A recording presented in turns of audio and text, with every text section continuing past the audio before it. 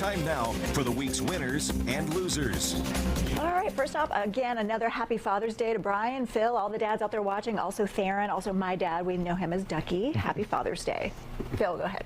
Well, it's the 250th anniversary of the U.S. Army. It was Saturday. It was a great celebration. It honors the glory and valor of, I think, the greatest fighting force on the face of the earth, the U.S. Army. And as an Army veteran, I'm very happy to remember that the celebration is not about a person. It's about an entity, the Army. And I guess Josh McCoon should be the winner. He's the state chairman of the Republican Party, unanimously reelected with his team. And he has a good bridge to Governor Kemp as well as to President Trump, and that's a unity thing. Alicia.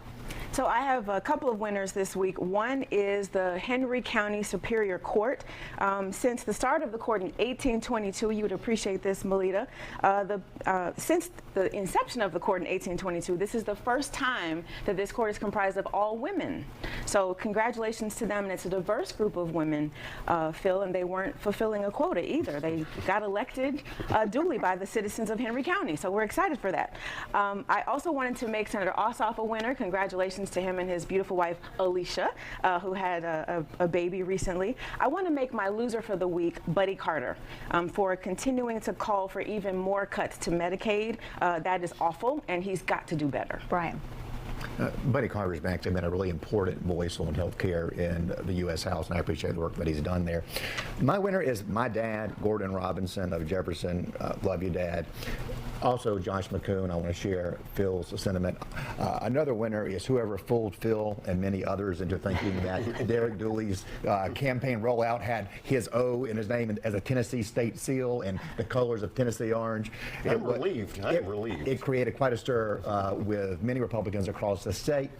And, you know, my loser is the resolutions that called on a few handful of people to determine who can run as a Republican and who can't. That's not good. All right, Melita. Well, my winners for the week will be all of those who peacefully demonstrated on Saturday, especially the senior citizens in Brookhaven. Many of them are my friends, and I just love the idea of people on walkers and in wheelchairs out on Peachtree Street making their feelings known. And I agree with Alicia about Buddy Carter being a loser. All right, we'll leave it there, and a fond farewell to the I-Team, serving this station for so many years and so many decades. To all of those reporters, thank you for your service and what you've done to make the city and this region a better place. Have a great week. We'll see you next time.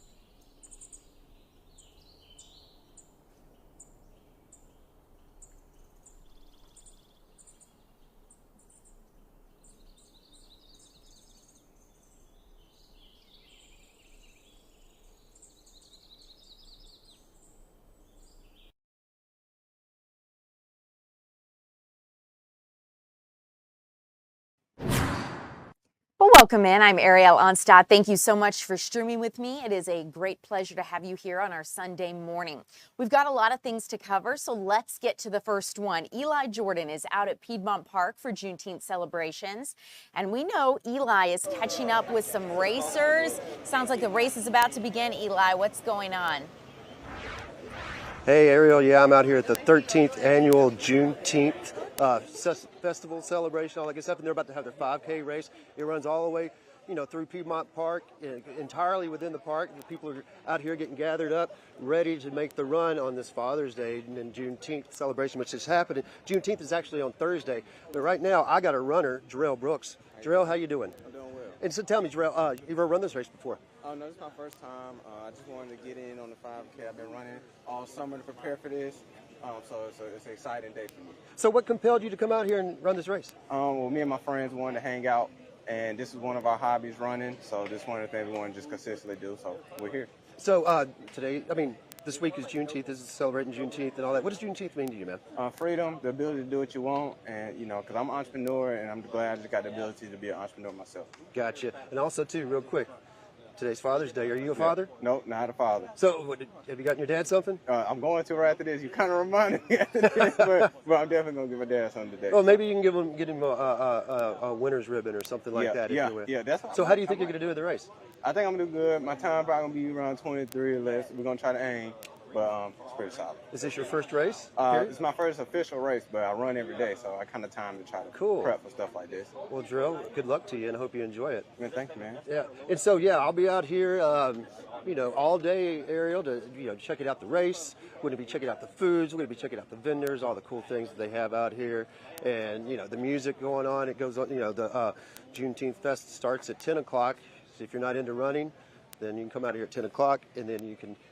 This lasts till 10 p.m. So you got 12 hours of just hanging out, having a good time, and this is a family-oriented celebration. They got all sorts of blow-up playgrounds, bouncy houses out there, getting ready to go. It's a little bit wet out here, so you might want to bring a decent, if you have a mat or a cushion, bring a garbage bag to put over it because the ground's fairly wet. We had a lot of rains last night, and it is a bit humid, so you want to be prepared to cool yourself off. I've already broken a good sweat out here just standing around watching the runners, and so they're going to be running. This 5K usually takes about 20 minutes to run. So I say probably within 30 minutes, 45 minutes, everybody will be wrapped up. But it's a good crowd out here for this run, the Juneteenth run here at Piedmont Park.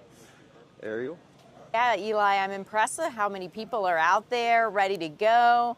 It's a little humid, like you said, and yet 9 a.m. is not stopping them on this Sunday morning, this Sunday Father's Day. So excited to see them take off here hopefully soon. And Eli Jarrell, I have to say, he seemed ready. I have high hopes for Jarrell. I think he's going to run a great 5K today.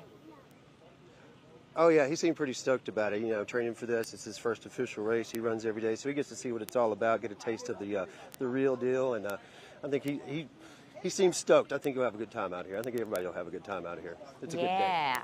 Okay, so race is set to start soon, Eli. Should we hang out with you a little bit and see if it's going to start? You can set your camera up, or do you think we should dip away? It's going to take a little bit. Well, I'll tell you what. I'm gonna walk up to this the starting line here. Okay. And try not to sink in. Yeah, I'm going to walk up here real quick, check it out.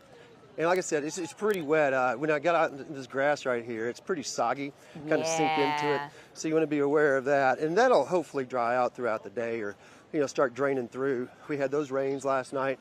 And that's why the bouncy houses haven't been blown up yet. I think they're just kind of taking their time, letting the sun come out and evaporate some of the wetness and let water settle down a little bit. But Piedmont Park, it's known to get kind of really wet and with all the grass and stuff, but people are still going to be able to have fun. And we're really close to the race right here. I think we are getting close to starting it. Here we go. Here we This go. is it.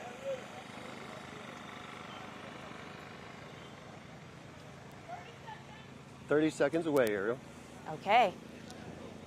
This is a 5K race. This is in Piedmont Park. They just run all the trails in the park. This is an official 5K race too. I did not know that Piedmont Park had 5K of trails, and the finish line is out on 10th Street, next to the old Grady High School. Sweet. Or Midtown High School, I guess they call it nowadays. But yeah, we're very close. It's about to happen. The suspense. I know. is I'm waiting intense. with bated breath. Let's go, runners. Oh yeah, I see Jarrell back there. I see him. He's number 434. There they go, and they're off. It's the Juneteenth 5K race. And there's Jarrell right there. He's running past us. Go for it. All right.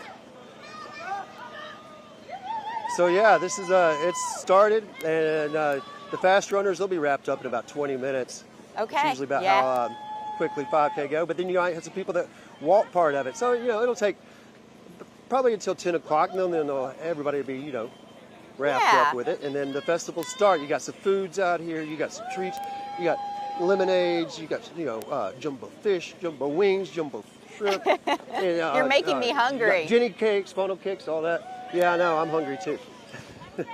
So, but no, it'll be cool. And they also got music out here, and they got kids, playground stuff for the kiddos. So if you don't have anything to do on this Sunday, it's going to be great weather. There's no rain showers scheduled for today, supposedly. I have to talk to Alex about that, but today looks like the best day of the weekend. And I'd say come on out here because this is where it's at. This is where you get some good food, some good music, some good vibes out here, Ariel. Looks like a great place to spend Father's Day. Eli, thank you so much. Maybe you'll go catch up with the runners and let us know when we can see you again here at 10 o'clock. Maybe we'll have a better idea of who won the race. But Eli, got you. Okay, perfect. Eli, I'm going to let you go. I'll let you catch up, maybe get a bite to eat when things open here in a little bit. So speaking of the weather, though, let's bring it back here in studio. We have Alex Forbes here with us. Alex, I do have to take a moment. If you guys are streaming along and you're seeing this new setup that we are in, it is a big day. It's our first time streaming from our new streaming center. So working out some kinks. So just bear with us, you guys. But Alex, one thing that we wish you could work out for us that you probably are not going to be able to, the weather today. I know, Father's Day, no pressure, right? When is there ever not pressure on And this Eli was saying, you know, it looks like there's no rain. It looks like, it but does look like that right now. But in a couple hours, it's not gonna look like that. No, but so here's the deal. We're mostly dry across north and central Georgia right now. Temperatures are in the 70s for the most part. In fact, we've done a steep uphill climb now. We've warmed about 5 degrees in the last hour. 72 in Griffin, 75 in Eatonton, 70 over in Blairsville right now. Fox 5 Live Viper is mostly quiet here in North Georgia. Up in Northeast Georgia, we've seen a couple of scattered showers in and around Rabun County, then some just across Lake Hartwell into South Carolina. That's Anderson County moving up towards the Greenville area. But look at yesterday. 4.6 inches of rain in parts of Jasper County. That extended back into Butts County. Now, mind you, Butts County was the county on Friday that saw nearly half a foot of rain, right? So there are some spots there that probably saw 7 to 8 inches over the course of the past 2 days, and they're going to have the opportunity to see some more today. 11 straight days of rain now at Hartsfield-Jackson, which is the official observation site for Atlanta. Now, through the day today, we are going to have this chance around, right? We're not really looking at anything right now, but there's your 20% chance of showers at 1 o'clock, your 40% at 4 o'clock, your 60% at 7 o'clock. So you see that trend that it's going in. Highs in the 80s, but it's going to feel like the 90s with that humidity out there, that westerly breeze at about 5 to 10 miles an hour. Plenty of storms. The good news is the fog from this morning, though, is going to be gone. We'll say 85 in Atlanta today, 87 in Covington, 89 over in Eatonton, 87 in Rome. And we're going to be flirting with 90 for the next couple of days. And then I think we're going to get past that 90-degree mark by the time we get to next Saturday. As those temperatures go up, the rain chances will be going down, so 20%. Okay, chance. but how many times have I heard the rain chances are going to be going down, Alex? Yep. And then not the past 11 days. You know, I feel like I'm promised certain days as being good, and then I come upon them, and you find yourself in the 20%. I do. Well, Yes. And Atlanta, I would say, obviously, we're here, not far from Emory. We have happened to be under one of these showers each and every day. Oh, yeah. Whereas, so if I go back to our rainfall map here, like yesterday, there are many spots, especially down in Upson County, that didn't see anything, or some spots that saw only like 1/10 of an inch, and that's it. But Atlanta, 1.2 inches. It seems like we've just found ourselves under a heavier pocket here in the city. That's fair. Yeah, we really have been getting it, because I will tell you, I feel the pavement, in my backyard will just dry long enough for a storm to roll in and then just do it all over. And I'm definitely a little fatigued with the rain, but everything's lush and growing, so I can't complain there. We're definitely not in a drought. Yes. So silver linings, we're going to be positive about it, but I would be lying if I said I didn't want some sunshine to go lay out by the pool with. Well, and here's the thing, especially during the morning hours, the sun's not exactly the easiest thing to find right now with the fog, but I think the sweet spot for the pool and whatnot is like 11, 12, 1, 2. That's when the UV index is at its highest, but it's also going to be before the showers and storms really get started up across the year. And as a final question for you, Alex, if we did have plans outdoors today for Father's Day, we wanted to grill out, what might be the best time frame to do that? Yeah, I think the same thing, that 11, 12, 1. If you want to do a lunch instead of a dinner, that's going to guarantee you the chance of staying dry. I think as we work our way into the evening, we're not looking at washouts by any stretch of the imagination. Right. but we are looking at a better chance of showers and storms right around that dinner time hour, right around that 5:30 throwing steaks on the grill hour. Yeah. Rinse and repeat. Wash, rinse, repeat. Alex. You can clip it and play this out till August. Yeah. Georgia feels a lot like Florida these days. Alex, thank you so much. We'll check back in with you again at 10. Well, you guys, thanks so much for streaming with us. It is time to get to some other news of the day. So one of the stories I want to let you know about, speaking of Juneteenth, there is a free event happening today at the Atlanta History Center. And this, again, is free for the whole family, so you can go out and enjoy it. We're looking at video of the Andrew Young exhibit opening there at the Atlanta History Center. But today's exhibit is going to focus on a history of Black craftsmanship and artistry. The Atlanta History Center is hosting this celebration with a full day of events. So think hands-on craft demonstrations, collections, and storytelling. There's also going to be an art fair showcasing local artworks. It starts at 10 this morning, so here in about less than an hour, and tickets again are free, so you can head out and enjoy that if you would like to have indoor plans on your Juneteenth week and, of course, on Father's Day. So another thing to let you know about happening tomorrow, looking ahead here, the FIFA Club World Cup tournament starts tomorrow. And this is a big deal because Atlanta's going to start hosting 6 matches for this tournament. The first match happens tomorrow afternoon at 3 p.m. The international football competition is going to feature 32 clubs from different continents, and Atlanta is actually one of 11 U.S. cities hosting this match. And none of this, as you might imagine, can happen without the help of some incredible volunteers. So when we take a look at this year, 800 volunteers are going to be helping fans, players, coaches, and VIPs navigate their way through Mercedes-Benz Stadium. So a big thank you to them to making this a success. Also, a major story that has been capturing attention here across the nation. This morning, that manhunt continues after 2 Minnesota lawmakers and their spouses were shot in what's being called a politically motivated and targeted attack. Police are looking for 57-year-old Vance Bolter. They believe he was impersonating a police officer and driving what appeared to be a police car when he carried out the attacks. State Representative Melissa Hortman, the top Democrat in the Minnesota House, and her husband were shot and killed around 3:35 Saturday morning. Officers say they exchanged gunfire with Bolter as he was coming out of Hortman's home, and then he escaped. 9 miles away and 2 hours or so before all of this, police believe Bolter also shot Minnesota State Senator John Hoffman, also a Democrat, and his wife Yvette. Both have survived and undergone surgery as of right now, and at last check, Yvette was alert. In Bolter's car, police say as part of their investigation, they did find writings that included a hit list of nearly 70 names, mostly Democrats or figures with ties to abortion rights. So another story I want to let you know about as we take a look at the ongoing conflict in the Middle East between Iran and Israel. Israel is warning the worst is to come on this. It has exchanged missile attacks with Iran for the 3rd straight day. You're looking at new video from overnight showing the devastation in Tel Aviv. And that's where leaders say an Iranian strike killed at least 8 people. Israel has targeted Iran's defense ministry headquarters in Tehran, and it's also bombed sites believed to be associated with Iran's nuclear program. Guys, it is time to go ahead and take a break. We're going to continue to keep you updated on that story and so many others. When we return, we're going to be talking with a licensed counselor about how to navigate Father's Day. If this day brings up some emotions for you that are complex, maybe grief, maybe you don't have the best relationship with your dad, or maybe you're looking to strengthen a relationship with your father. We caught up with Catherine Cross, and she's going to tell us more from a counselor's perspective after this.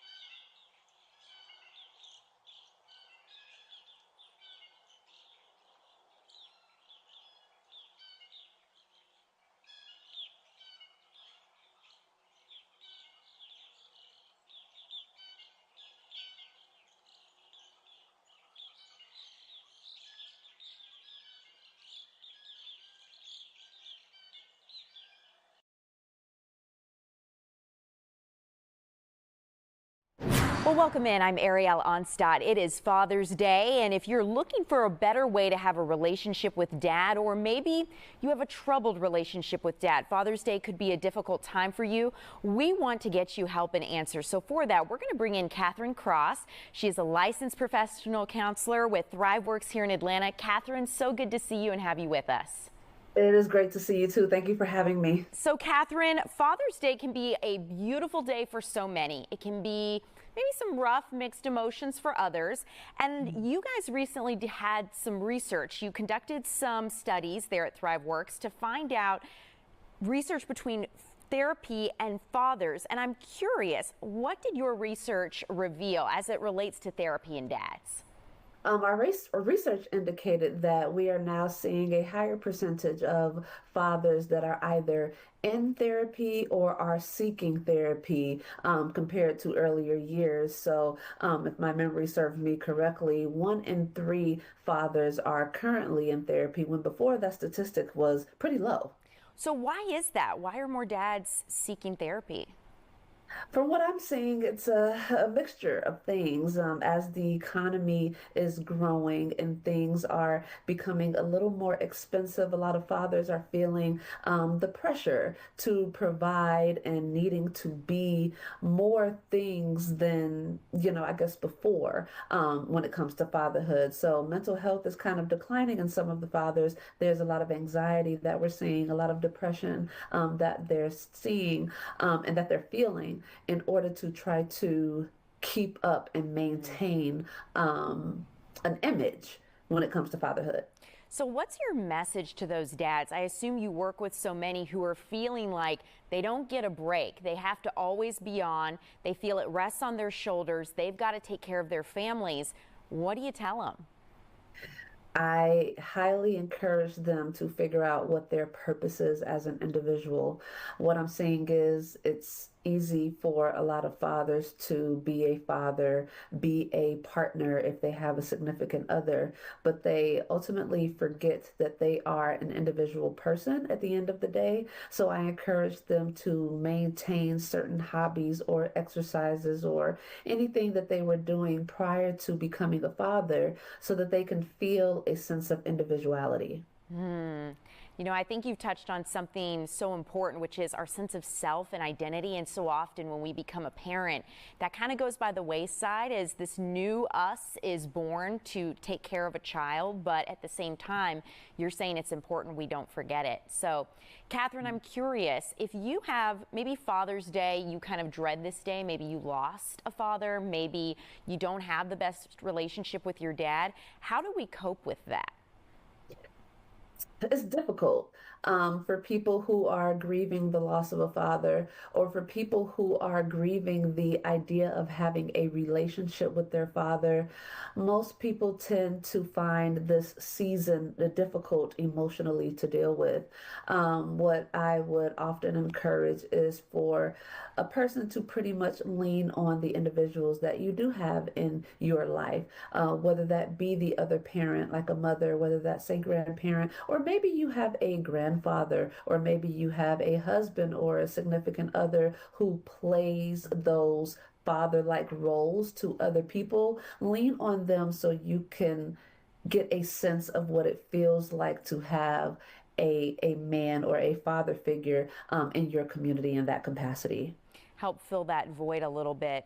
Catherine, I'm curious as well, are you seeing some common threads about identity or manhood from the men you work with in your practice? Are there things that you'd like to share that you feel aren't being addressed?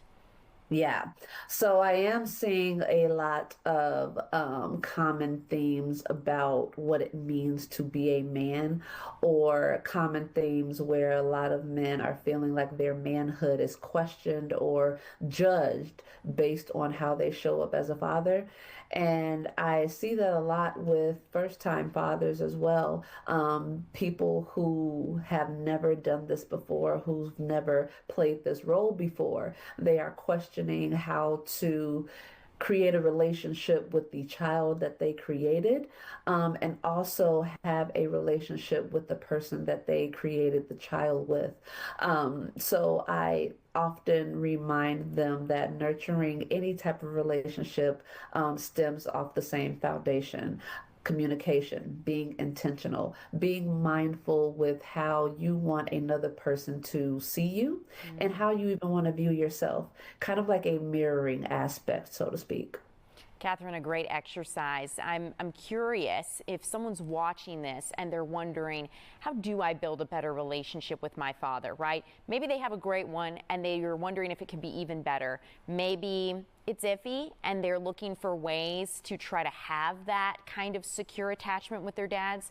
How do you give them those tools? What would you say? What's your advice? I would definitely say it takes two to tango. In order for any relationship to thrive, it takes all members who are a part of this relationship to make it happen. So if someone is having a complicated or a strained relationship with the father, I would encourage both the father and the person that wants a relationship with them to come together and have a conversation about how they want that dynamic to go. Maybe the child or the offspring, so to speak, would want to have more conversations. They will want to spend more quality time. That should definitely be said. And maybe the father would like, to have more conversations or to go on vacations or to kind of participate in the life of the offspring a little more. It would take both of those individuals to come together and have that agreement and make the necessary changes and apply that to the relationship. Yeah, I think about if you are trying to build that relationship, right, don't leave things unsaid. You have to be honest. You have to communicate that. It may require some vulnerability. It may require some uncomfortable moments, but that's part of how you build a deeper connection. How do you begin to tell your dad, hey, maybe I want to go to therapy with you, and I think this would benefit us? How do you have that conversation? Sometimes that could be difficult, and I get that often where as a client, I will be seeing someone who's not a father but would like to have a better relationship with their father, and it's difficult for them to kind of speak about how they feel without maybe some defensiveness coming in, right? So I would definitely encourage, both father and the offspring, attend therapy, try it out. A lot of times, depending on the generation, many people in older generations do not, quote unquote, believe in therapy, or they are uncomfortable speaking to a therapist about issues. But I think we are headed in a good direction with breaking that stigma, and a lot more people are feeling comfortable sitting in front of a professional and having someone navigate these difficult conversations in a much healthier way.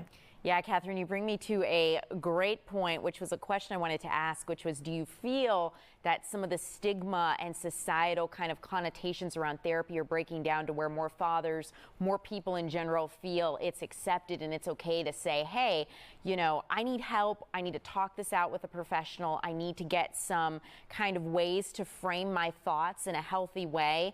It sounds like, based on this research from ThriveWorks and what you're saying, more people are feeling confident and comfortable in asking for that help. Yeah. We definitely have a long way to go in the mental health industry, but we are definitely making some progress with people now feeling like it's a benefit to seeing a therapist. It's a benefit to talking things out with a third party. I think before, a lot of people was afraid of judgment or maybe afraid of criticism, which is how the activity of that, defensiveness comes in. But now we are seeing a lot more people are feeling more comfortable talking to someone and building a rapport with the therapist. That's wonderful. Catherine, if we feel we're to blame for a strained relationship with our father, and maybe there's a lot of guilt we bear, how do we have grace with ourselves, and how do we reach out for help on our own and find that for us? Forgiveness. Forgiveness is a start. You definitely have to hold yourself accountable for whatever role you've played in that situation. But once we've identified that, we now have to think about when it is time to no longer punish ourselves for that. Every human in this world makes mistakes, and every human in this world is going to make mistakes to come in the future. And once we are able to accept that, then we will be able to make progress in these relationships and learn how to heal from it. Acceptance and commitment therapy is one modality that I use with a lot of clients when it comes to how to heal and how to move forward instead of staying in a stuck point in life. Yeah, looking for ways to keep growing and asking yourself maybe that intentionality, where do I want to be, right? What's my vision for myself? How do I get there? And so often, wherever you see yourself in life starts up here, and the words you speak to yourself before you even get to that point. So as a final question for you, Catherine, someone's interested, they're watching this and they're thinking, I'd like to know more about ThriveWorks, how I can ask for help and get therapy resources. How do they do that? Yes, ThriveWorks is a countrywide therapy private practice.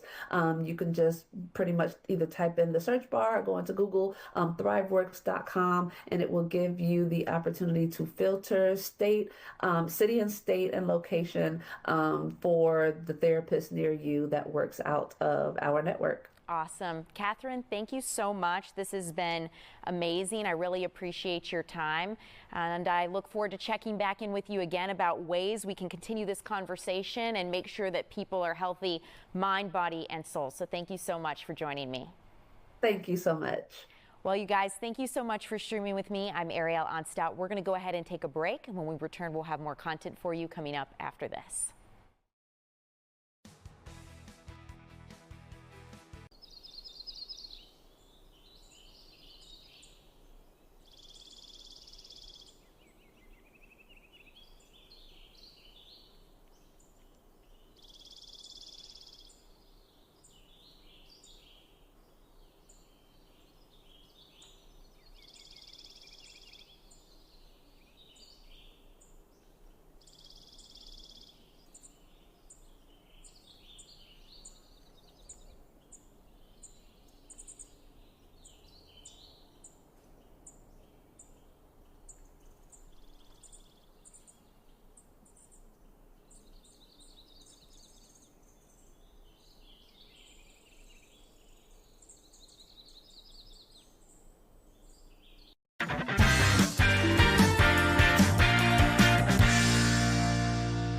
Hey everybody, Paul Milliken here, just getting out of my car right in front of the beautiful Booth Western Art Museum in Cartersville. Coming up later this half hour, we'll take you inside for a brand new exhibit there. But I felt like this was a good place to do the entire show because it's kind of a Western themed behind the scenes with Paul Milliken. And we begin with one of the biggest stars in country Western music. We're talking about the great Wynonna Judd, who launched her new tour right here in Georgia on Friday night. And it was a thrill to catch up with her and talk about 4 decades of making music.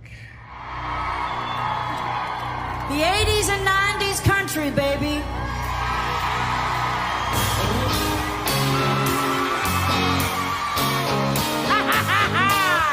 Here we go. How do you introduce Wynonna Judd? Do you say chart topper, Grammy winner, record breaker? I don't think words even do justice, so I'll just say, Wynonna, it's so good to see you. It's good to be seen. And I am so happy you are not only bringing the tour here to Georgia, you're kicking it off here in Georgia. How excited are you about this tour? Well, I turn 61 tomorrow, and it's something to do that I can celebrate and get out of my head and go out on stage and sing the music that brought me this far and celebrate with the fans who have been there, some of them, since 1984. By the way, happy birthday. Thank you. Yeah. You know, why do you feel like now is the time? I was so surprised this is your first ever like greatest hits themed tour. Why was this the time for it? It just is, because 80s and 90s country, baby, I'm bringing it back. Yeah. I'm on a mission to remind people where we were in country music, not to stay stuck there, but just to be reminded. And it's important to celebrate. I don't think we celebrate enough. I think we're so stinking busy and we're distracted. Yeah. And I think it's really important to take out that scrapbook and look through the pictures and talk about grandmother and remember then when we did this. And that's what this tour is. It's a reminder of how far I've come. Yeah, it's amazing. I can't even imagine how many times you've performed in Georgia over the course of your career. Do you love coming down here? I love Georgia. I've always loved Georgia, and I've always done well in Georgia, and the fans love me and I love them. I've always enjoyed it. So heck yeah. I've been a rock and I've got my fancies. We just had the American Music Awards on TV, and you have a pretty memorable American Music Awards from back in 1992, because that was the first time the world met you as Winona, the solo artist. What do you remember about that? That's high pressure. I was so traumatized by it. I can't tell you.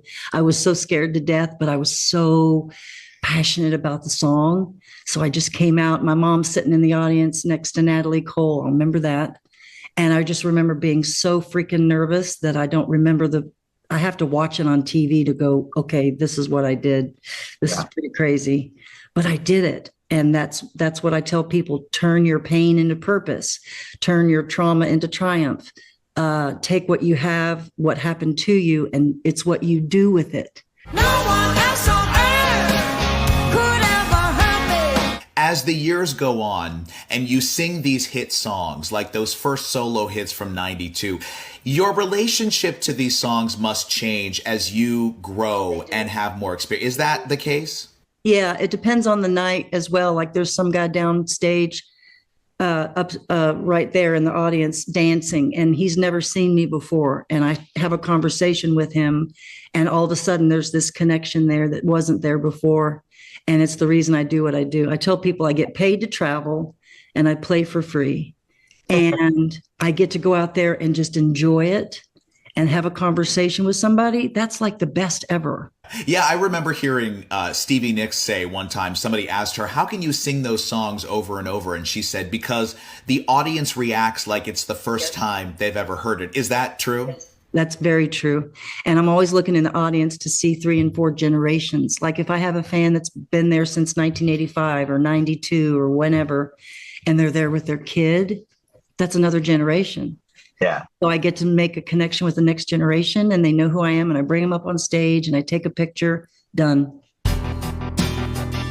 When you started in the business and when I was really consuming music as a young person, we didn't have streaming. So if you wanted to know how a song was doing, you had to get Billboard magazine and look up and see. Do you remember doing that for those first solo hits? Were you checking every week?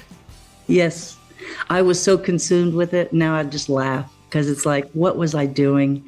I was so passionately connected to it. It was so important to me. I was raised by my mama, and she taught me to always do your best, show up on time, prepared. And she was one of those really badass women, mountain women, that just taught me so much about being prideful of, I mean, you're not supposed to be, but I was just so proud and so excited and just immersed in it. I was just completely consumed with it. Yes. And then I got to realize it's not about me. Somewhere in my 40s and 50s, I realized, I had kids, and it wasn't so much about me as the whole journey and not the destination. And I'm different now. So yeah. Finally, I'll end with this. I mean, your voice, I mean, you hear this all the time. I don't need to say it, but what a gift. And it's such a powerful tool. So when you're getting ready to go on tour, how do you take care of that? Because that's your tool. That's your muscle. It's my muscle. That's a really great question. I try not to stay up too late. I don't smoke. I drink very little. I just try to stay healthy. I've got a trainer 3 times a week, and I try to sweat and go outside and look at the sunlight. I stay so busy trying to stay healthy mentally. I'm really huge on that because of what happened to me with Mom. And I do the work. I'm never not in a process. There's either somebody here and I'm meeting with them and talking about, okay, how can I do this better? I'm always a student, always. Yeah. Well, we, your fans, thank you for that. Thank you for doing what you do. Thank you for this tour, and we cannot wait to see you here in Georgia. I can't wait. Winona Judd, it was a pleasure. Thank you so much. Thank you, dear.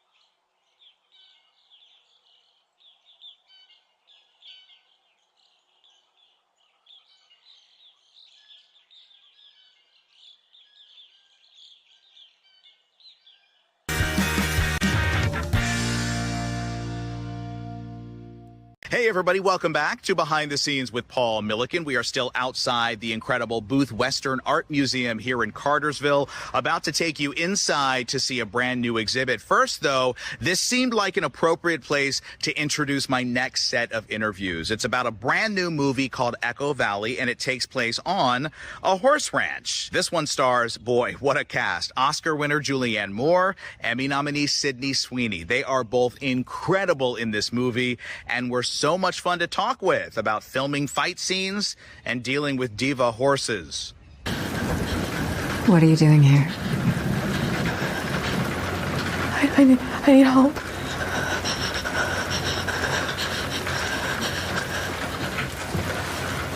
Okay. Okay, let's get this off. Are you bleeding? I'm sorry, Mom. It's Ryan's. Julianne Moore, Sydney Sweeney, what a pleasure. How are you both? We're very doing well. great. How are you?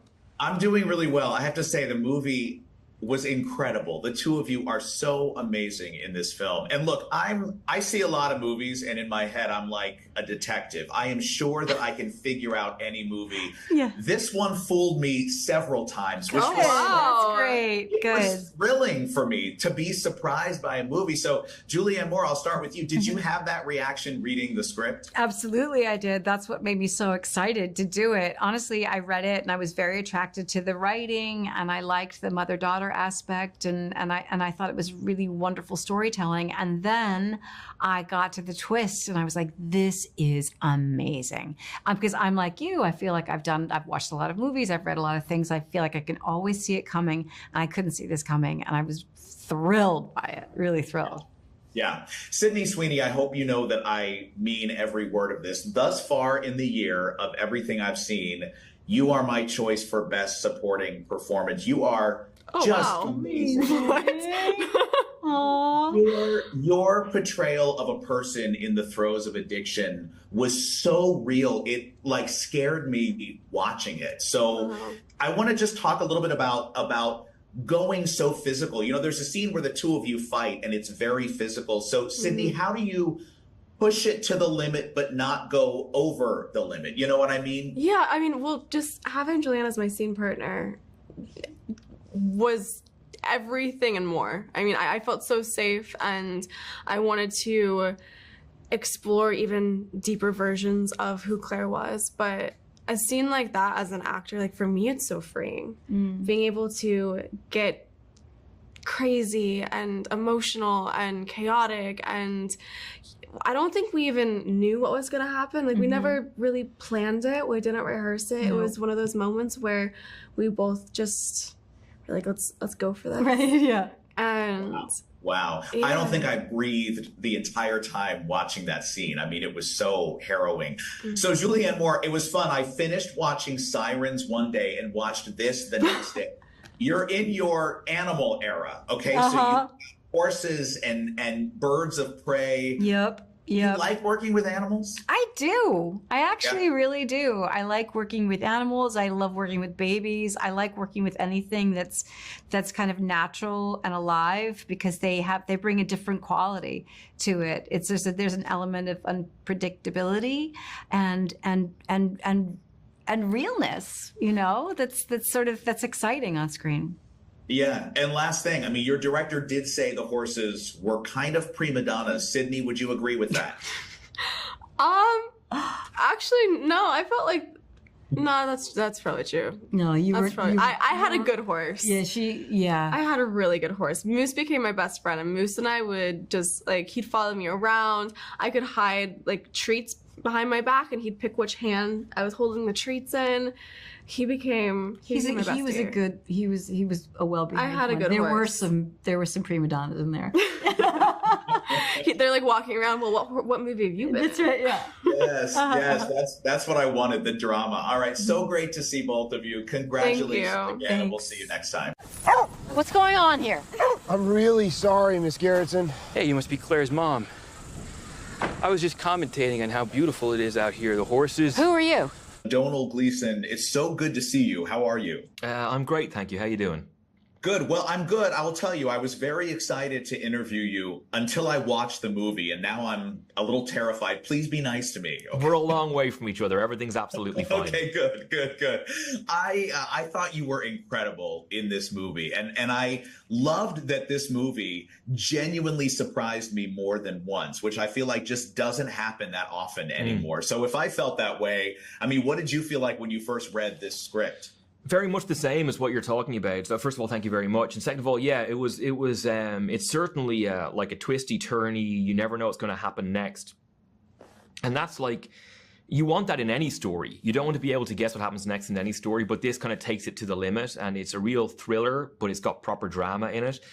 So I sort of loved it. When you are playing a character that is so menacing like you do in this, where every other character needs to be uncomfortable around you, is that an isolating experience on set, or no? I mean, is it just totally acting?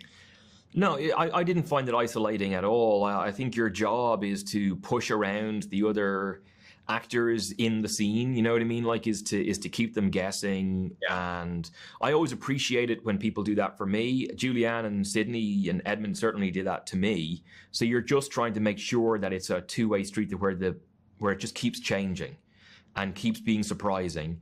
And so no, not isolating at all. It felt like a proper group of actors, a great crew. It was a lovely bunch of people.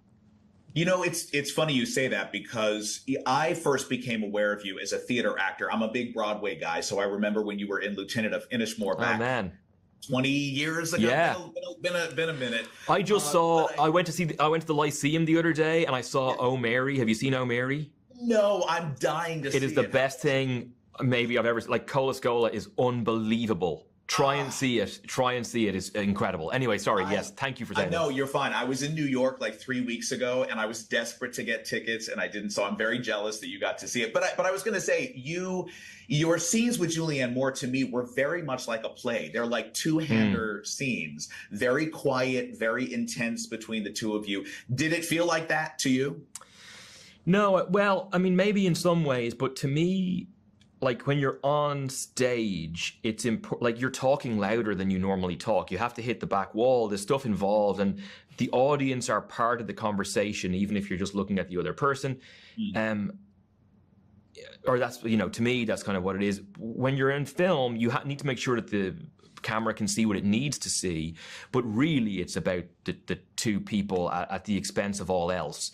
And so it felt different to a play, but the scenes were well written enough that you could stick that on a stage or you could do whatever. But the process was more, the process was more like pushing each other around in a really good way than that. And I would also say it was shot beautifully by the director of photography and directed really well by Michael. And you're depending on all of those things to bring out the drama as well, Absolutely. Where do you feel more at home? I mean, is there one or the other stage or screen that you feel like this is my wheelhouse, or are they both just so different for you? I've done more films and television than I have theater, but the theater that I've done has had a huge impact in my life. The last one I did was an Enda Walsh play. He's a true genius, and he wrote that part in that play for me and the other actors in the play, and that was an incredible experience. So I would like to go back and do some theater soon, but it's tough to find the right thing, Yeah. Well, amazing to talk to you. Thanks for being way nicer than your character. Oh, as soon as we cut here, I'm going to do some awful things to the people directly off camera. Will. I feel bad for that crew in front of you. Yeah. They're dead. We'll see you next time. Bye.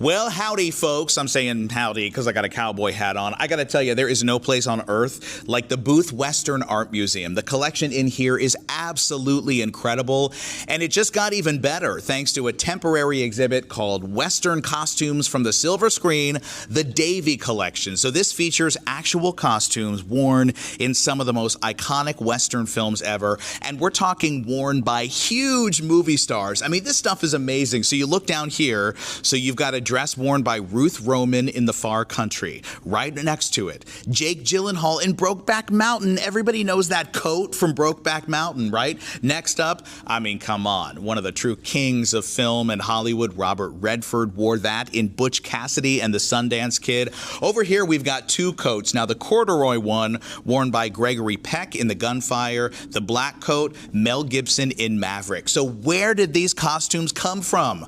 Let's find out with the executive director of the museum, Seth Hopkins. Answer the question, where'd you get this stuff? Well, we got it from a gentleman named John Davey, who's a collector in New York City, but was born and raised here in Atlanta. And he offered the opportunity for us to borrow some great Western things from his collection. Yeah. And of course, we're tying it in with this concert coming up, which is why I'm wearing this silly pink hat. I think you look amazing in the pink hat. And I would, look, if you wanted to trade, we could trade, but I think you look pretty good in the pink, my friend. Well, we got Cowboy Carter coming with Beyonce, so the tie-in with this exhibit was great. Yeah. But we've also got another exhibit coming later this summer that's going to be another great tie-in. So just do your Western thing, get it on, come out here to Cartersville and check it out. Well, that's the thing. I mean, you've really seen over the past couple of years, there's just been this real explosion in interest of like Western lifestyle, Western wear, the whole Western aesthetic, right? Absolutely. We've been on a 5-year Yellowstone wave, and lots of other things have gone on to that. I hear the Western wear guys that I'm in touch with say hats and boots, they can't keep them in stock. Wow. Everybody's getting them. So just come on out and get your Western thing on here at the Booth Museum. We'll help you out with that. Yeah, I know you will. So let's talk about a few pieces. Now, you and I both love this movie, Best Little Whorehouse in Texas. I mean, talk about a classic. Absolutely. You got Burt Reynolds and Dolly Parton. I mean, you had me there at hello. Right? But then you add Dom DeLuise, who's the only costume in here I might fit in. I think I could fit in that one too, yeah. And who wouldn't love that white belt? And look at the belt buckle we put on it. The Booth Western. Oh, that's fantastic. That's so great. And then you've got the hat that Burt Reynolds actually wore. Now, the thing is, we were just talking, almost everything in here was worn in a movie. But there are a few pieces that were too good. You had to include them. One is that purse, right? Absolutely. Dale Evans' purse. And if you look at it, it's like a trifold. It looks like she could go to court with that thing or something. It really does. Legal documents in there. I love that it's got her initials on the side. The leather work is beautiful. Oh, absolutely incredible.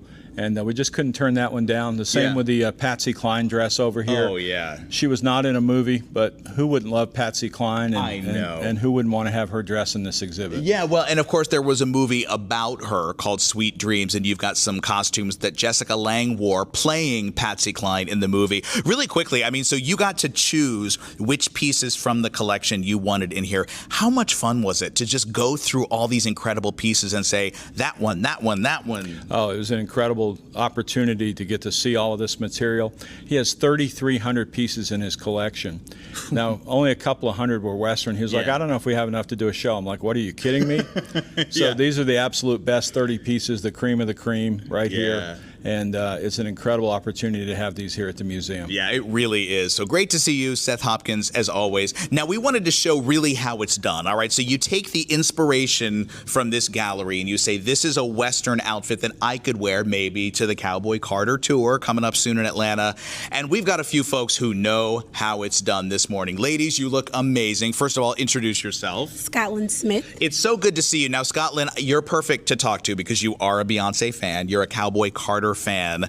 So what do you think the vibe is going to be like at that concert? I think it's going to be absolutely amazing, and I hope to be there. I know. I think we need to do whatever we can to get you front row floor seats because you need to reach up and touch Beyonce during that show. Now, talk about the outfit you've pulled together here. Absolutely. I just was going, Beyonce, a little of the fierce, and also adding in the cowboy theme. Absolutely. The boots are amazing. I love the hat. You look fabulous. And if you were gonna just like look at one of these pieces and say, maybe I'd wear that, which one would it be? Is any in here speaking to you? I think I would have to go with the Julie Adams dress. That's cool. Love that green color. That's a very cool looking dress. And I love Julie Adams too, so very cool. All right, next up, introduce yourself. Hi, I'm Addison Williams. I'm the 2025 Miss Teen Rodeo Georgia. And you are history making because you are the very first Miss Teen Rodeo Georgia. So how does that feel? Oh, it's absolutely amazing. Yeah. And so for people that don't know, I mean, this is a pageant process like we've heard of with Miss America, things like that. So what do you have to go through to get the crown?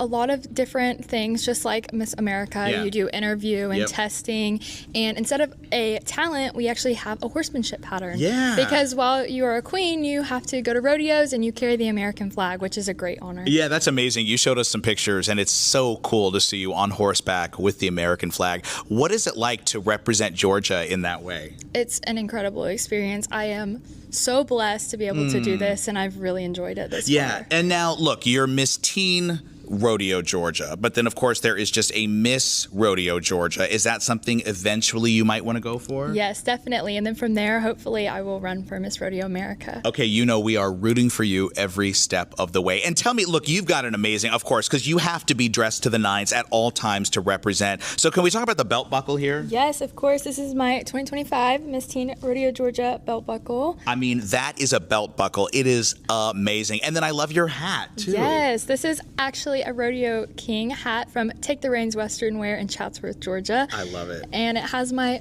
pin crown on it for Miss Teen Rodeo Georgia. That looks amazing. Both of you look fantastic. Thank you for hanging out with us this morning. It's great to see you. And then for all of you, I'm just going to take you around and show you a few more pieces around here because, again, the names are incredible. Dustin Hoffman wore this in Little Big Man. So neat to see something worn by the great Dustin Hoffman. Gary Cooper in The Cowboy and the Lady over here. The great Jean Tierney. I love her in Leave Her to Heaven. She wore this dress here, really pretty dress, in Belle Starr. Now, something fun about this exhibit is that there are many clips as well. So, for example, Belle Starr, you actually see her wearing the dress in the movie. Very cool. So you can actually see the way these costumes were worn. Ella Raines, tall in the saddle. Let me tell you, she was not tall in the saddle. She was small because this is the smallest looking costume. Look at that waist size. One thigh of mine would not fit in those pants right there. So cool to see that. And then maybe the two biggest when we're talking about the Western wear in this exhibit, Elizabeth Taylor wore this dress in Giant. They have one of the clips in that computer system. What a gorgeous dress and a true Hollywood icon. And next to it, when you think about Westerns, who do you think about? You think about John Wayne, of course, the Duke. And so there you go. John Wayne wore that jacket in Dakota. So there are so many incredible costumes for you to see and experience here at the Booth Western Art Museum now. And as Seth said, a tie-in movie poster exhibit is coming in July.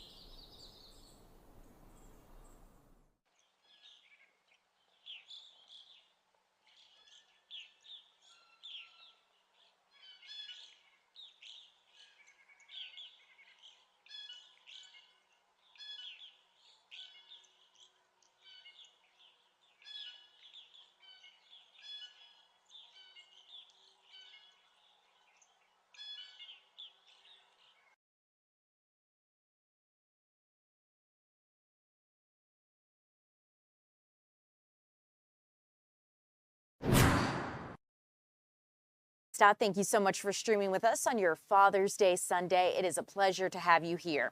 We want to catch you up on some of the biggest stories of this weekend, and one of those included protests that happened across the nation, some of them dubbed No Kings protests. Now, we're going to get into that and break it down, as well as Trump's military parade, celebrating the birth of the Army and, of course, Trump's very own birthday. So we're going to check in with our Caitlin Pratt, who joins us live from the Capitol, where things were very busy just a short time ago, 24 hours ago. And Caitlin, no protests today. Anything scheduled that you're aware of? No, good morning to you, Ariel. No protests scheduled for today, but as you mentioned, just 24 hours ago here, the Capitol behind me, quite a different story, that's for sure. Thousands and thousands gathering for one of many rallies here in the metro area, one of many across the state of Georgia, and of course across the nation. The event behind me yesterday, peaceful, but another part of our metro area, not so much. Let's start in DeKalb County with this recap of this major busy day here in the metro area and across the nation. One protest in DeKalb County ending with at least 8 arrests, and we've learned there could be more. Demonstrators gathered here along Chamblee Tucker Road Saturday, many of them draped in flags. They were speaking out against the Trump administration's immigration crackdowns, but tensions, they quickly rose as the group made their way toward 285. DeKalb County police say protesters wouldn't follow commands to move to the sidewalk. State Patrol and DeKalb moved in dressed in riot gear. They deployed tear gas and arrested people because they say to avoid a further escalation. A different situation in the same vicinity, also in DeKalb County. This one in Tucker, where hundreds of protesters walk from the North Lake Festival Shopping Center to the bridge over 285. If you're familiar with this area, it's La Vista Road. DeKalb County Police, again, they're on scene directing traffic. Very peaceful here. Organizers say they wanted it to remain that way, and it did for several hours as the group walked down both sides of the roadway there. To Marietta, Cobb County, where there were 2 demonstrations there as well, one in East Cobb and then another one there.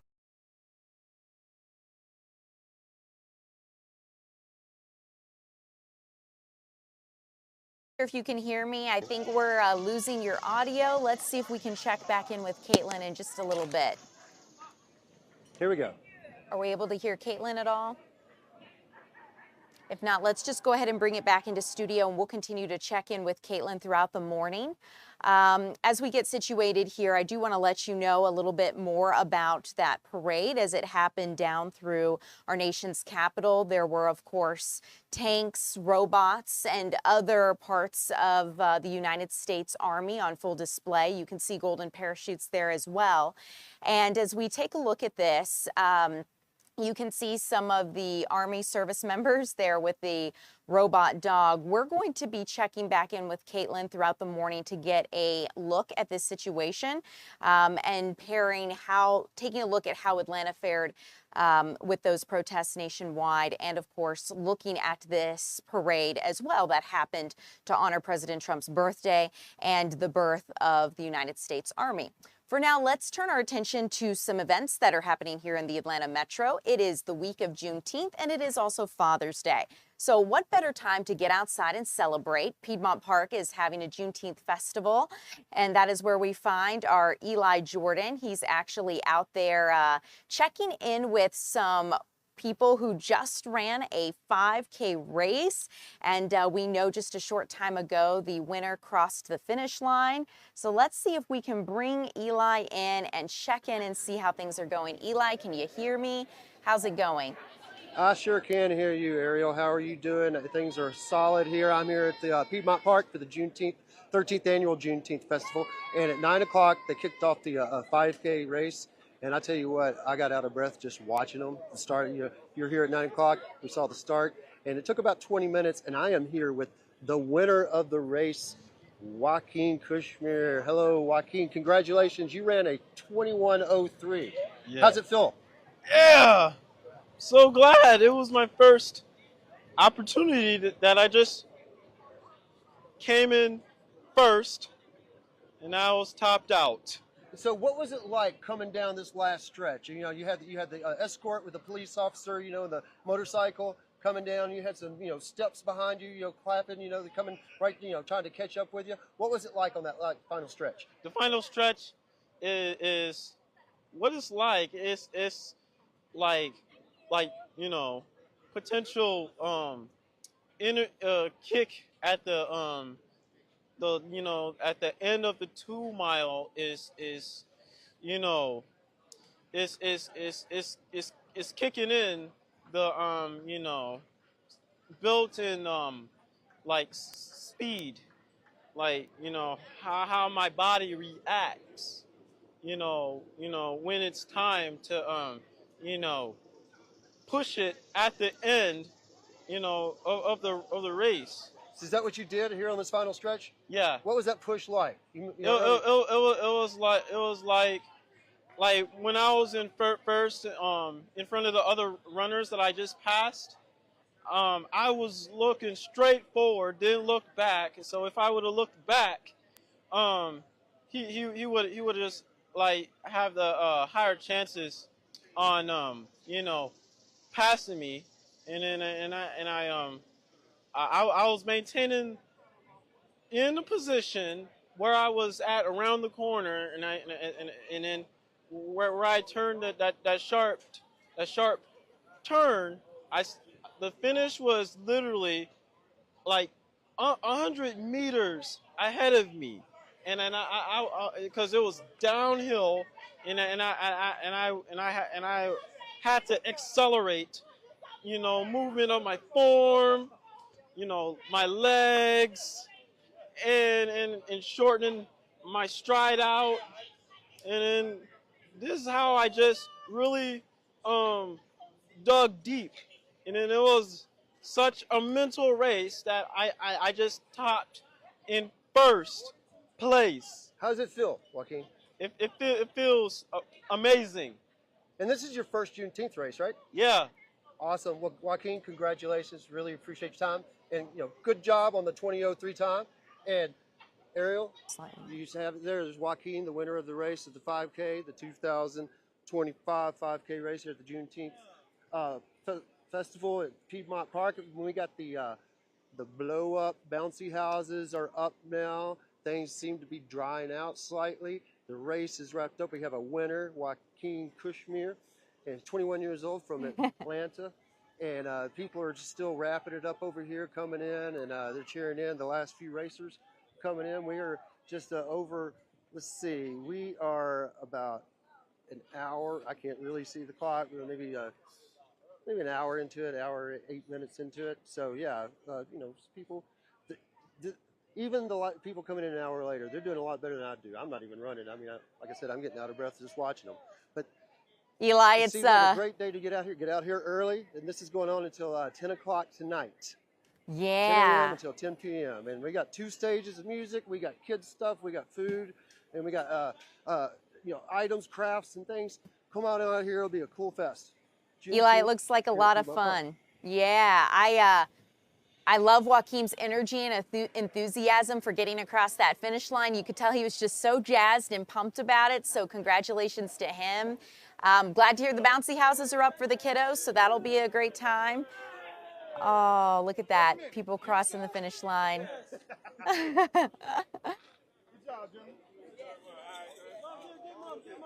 Oh, yeah. People feeling good out here. Joaquin made a great accomplishment beating this whole field of racers. And he's totally excited about it. And now, we got the hard part done. Now it's time to go and enjoy the festival. Eli, thanks so much. You go enjoy yourself for a little bit, and we'll see you back here at 11. All right, guys, let's bring it back here to studio. We have meteorologist Alex Forbes. Yep. And if you guys are just now joining our stream, you weren't with us at 9, you may notice things look a little different. We are in our new streaming set. It's very exciting. A few tweaks still to be made. Yeah. But it's good to be here. So good to be here. We got working computers. it's lovely. More of the same. So speaking of more of the same, guys, wash, rinse, repeat. More of the same today. Yep, that's about it. See you later.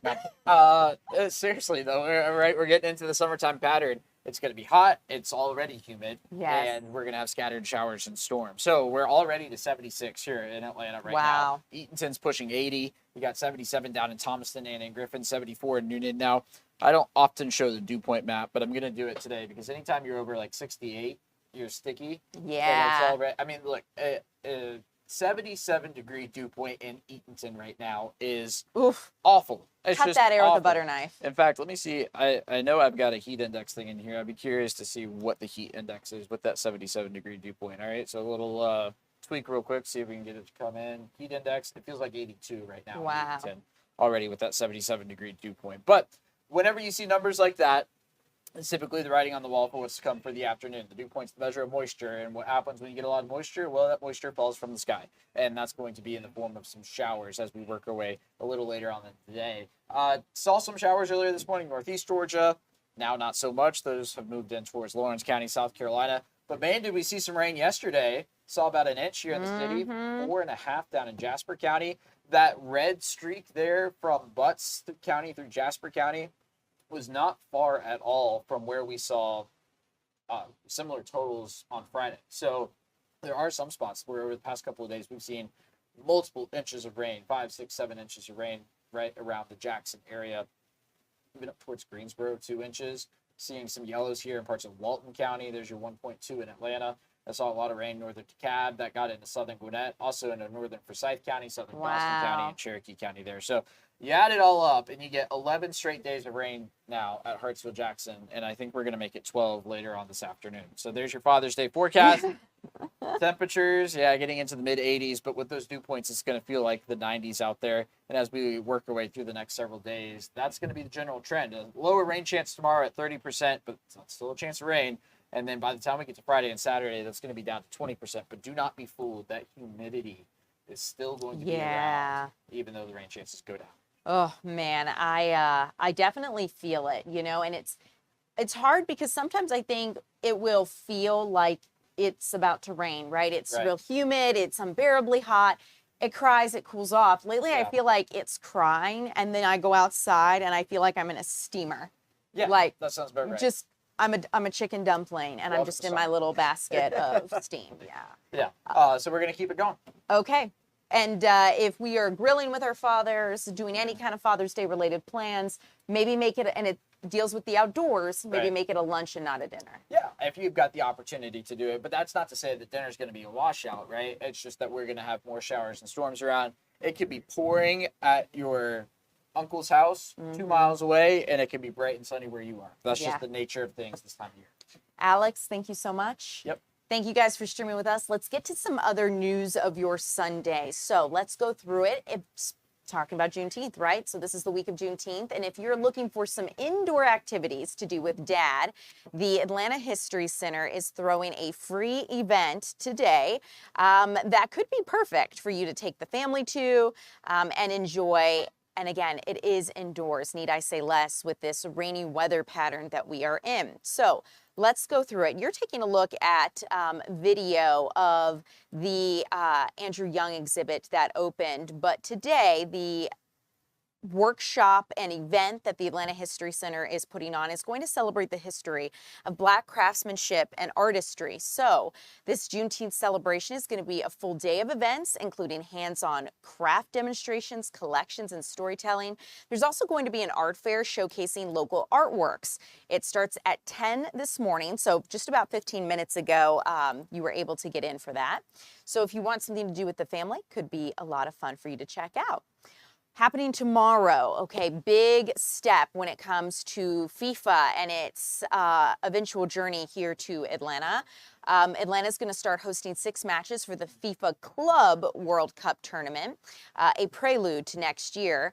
The first match happens tomorrow afternoon at 3, and this international football competition is going to feature 32 clubs from various continents. Atlanta is one of 11 U.S. cities hosting matches.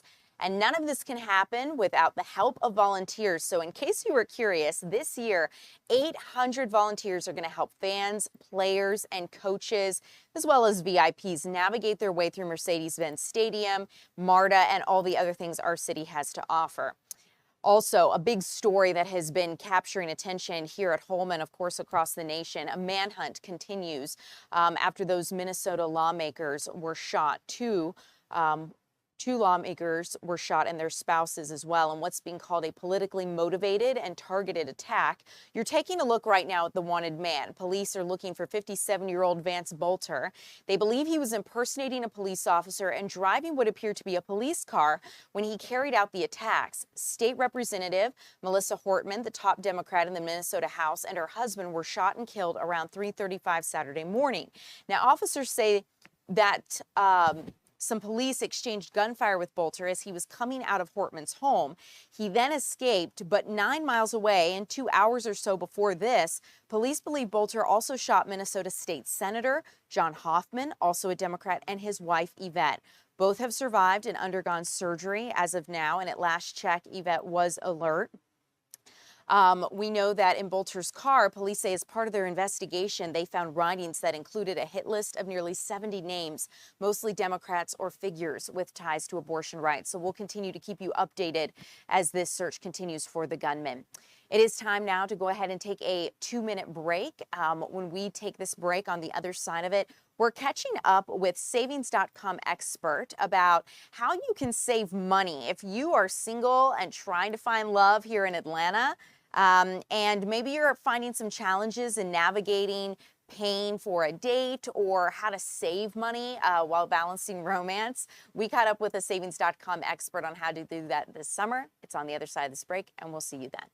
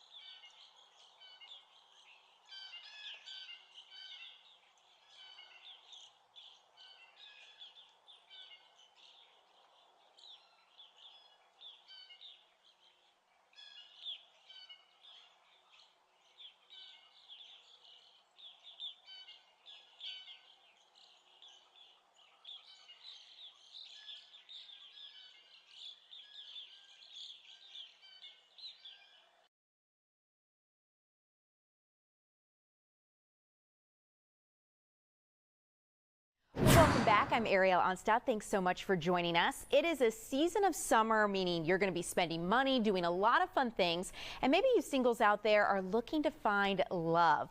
But what is it going to cost you? We want to help you save money when it comes to that. So we want to bring in Beth Klung-Piebol from Savings.com. Beth, so good to have you with us.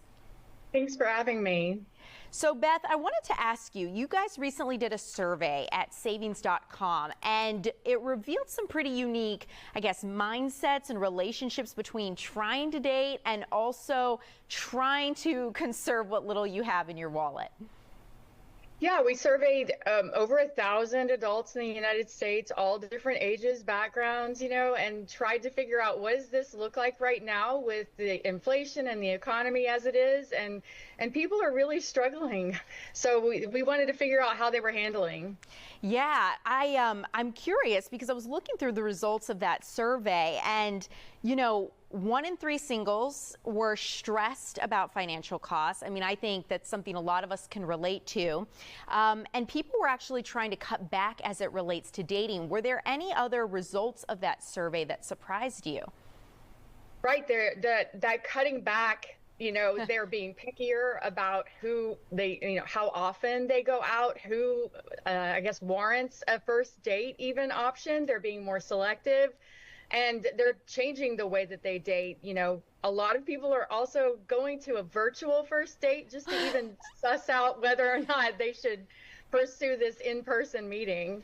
It's crazy to think about because it's almost like dating is becoming somewhat of a job interview where you're almost kind of wondering, how can I vet you? See if you're worth my time and resources before we even make it on past those next steps. One thing I thought was interesting, 6% have even gone into debt for a dating app subscription.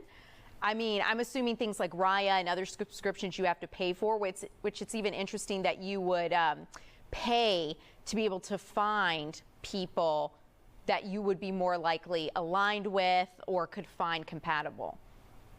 Right, but the appeal is, you're being able to filter down and kind of really isolate down to what am I looking for? Do they match? But that does come with a price tag.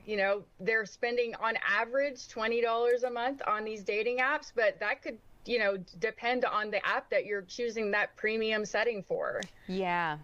So based on this, how do you manage, from your research and things that you were finding in this survey, how do you manage financial responsibility and dating, romantic relationships, and trying to find love? I know it is summer. I know it is on a lot of people's minds. They've been, let's be real. Some people have been working out. They've been thinking, okay, the sun is shining. I'm going to get back outside. But how do you balance those two things?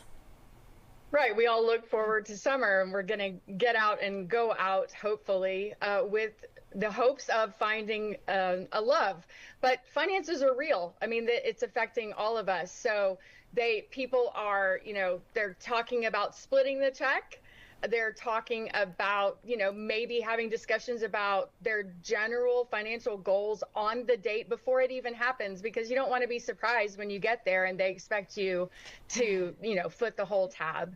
I think that people are finding that it works better for them to be just completely transparent and honest. And that way you're finding out if you're compatible in the first place, because you want that financial alignment. Absolutely. I think maybe some pre-vetting questions could be helpful, right? Where it's like you're asking someone, hey, where do you want to go for a first date? And maybe you suggest something meaningful, but within your budget. And, if they're coming back to you and they're like, oh, well, I was thinking a steakhouse, I was thinking this, I was thinking that, then maybe you're kind of like, yeah, I don't know if we're at that point yet. Yeah, exactly. You have to see if you are going to match up in a lot of different ways. It's not just personality and your sense of humor and your preference on movies. If you align financially with your goals, then you can have a great date, and it doesn't have to cost a lot of money. People are choosing lots of different ways to spend time together that doesn't have to have this hefty price tag. Sure. And, one of the things from this survey I also found interesting, only 14% of people have used a coupon on a first date. A whopping 79% say it's totally fine to try to use a coupon on a first date. The practice was slightly more popular among men, younger adults, and LGBTQ+ singles. So, different groups have different approaches to money, and I would imagine if men are usually the ones potentially paying for a date, I can imagine why they'd want to use a coupon. What's your take? How do you have that conversation, or try not to give someone the ick when it comes time to paying the bill and you're like, hey, so maybe you don't call it a coupon, right? Maybe it's, hey, I have something to save a little bit of money. Have you found any success with a way to approach that? I think what the people in our survey who had used coupons, they were basically saying it was this dichotomy of like, I want to be frugal, but I'm definitely not cheap.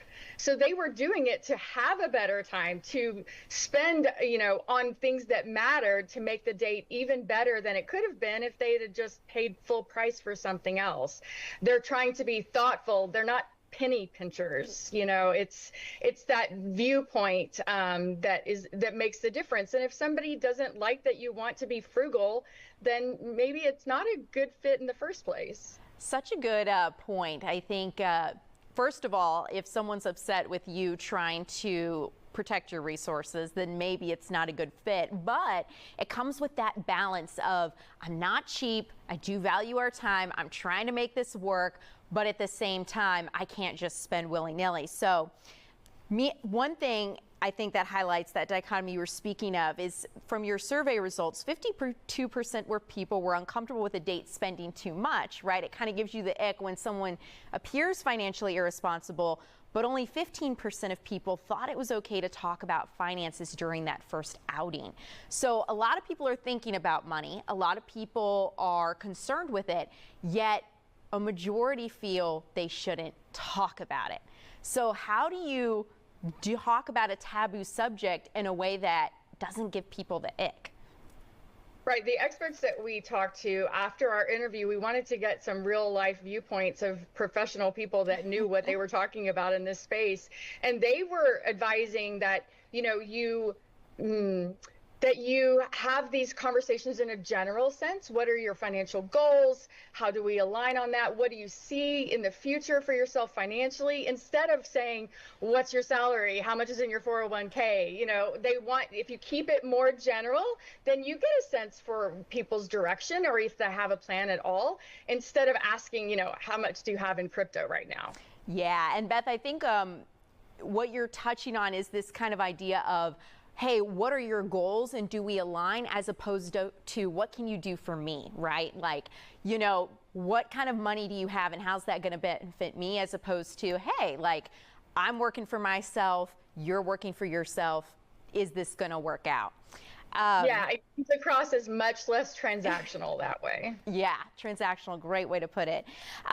Do you have any other summer trends or tips for saving money as it relates to dating, getting out, sharing the summer with friends even, or maybe a romantic interest? Things that you're finding from your research at savings.com that can help people? Well, a lot of the responses, we did ask them for how do they handle these types of things, and they tend toward, park visits, art exhibitions, coffee dates instead of a dinner date, concert lawn tickets instead of the seating in the seating section, and again, the virtual first date to even see if this is something that you want to invest your money in.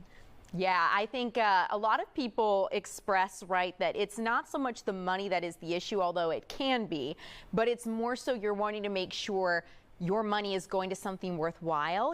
Time and money are limited, and especially if you've been on a lot of first dates and you've spent a lot of time and resources with people and it hasn't worked out, you might be a little bit more protectionist, right, to say, hey, I want to make sure this is going to go somewhere before I spend. And obviously, if it does, then you don't really have a problem.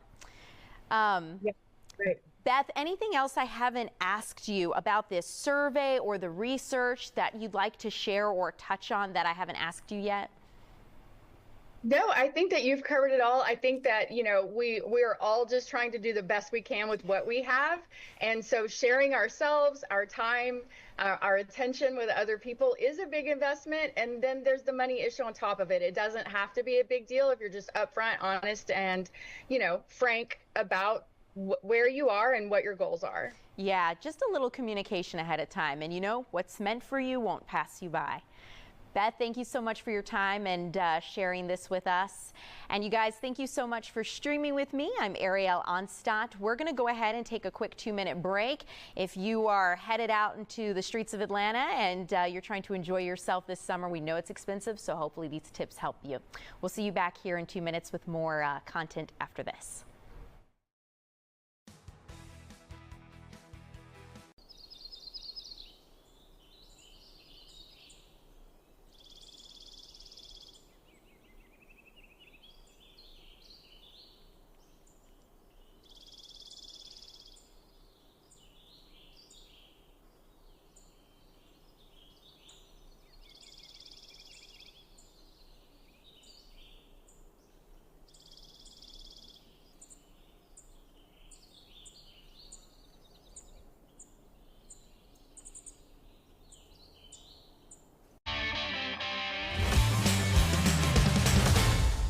Welcome to Burgers with Buck Second Helping, a look back at some of our best Burgers with Buck memories, and there are plenty to choose from.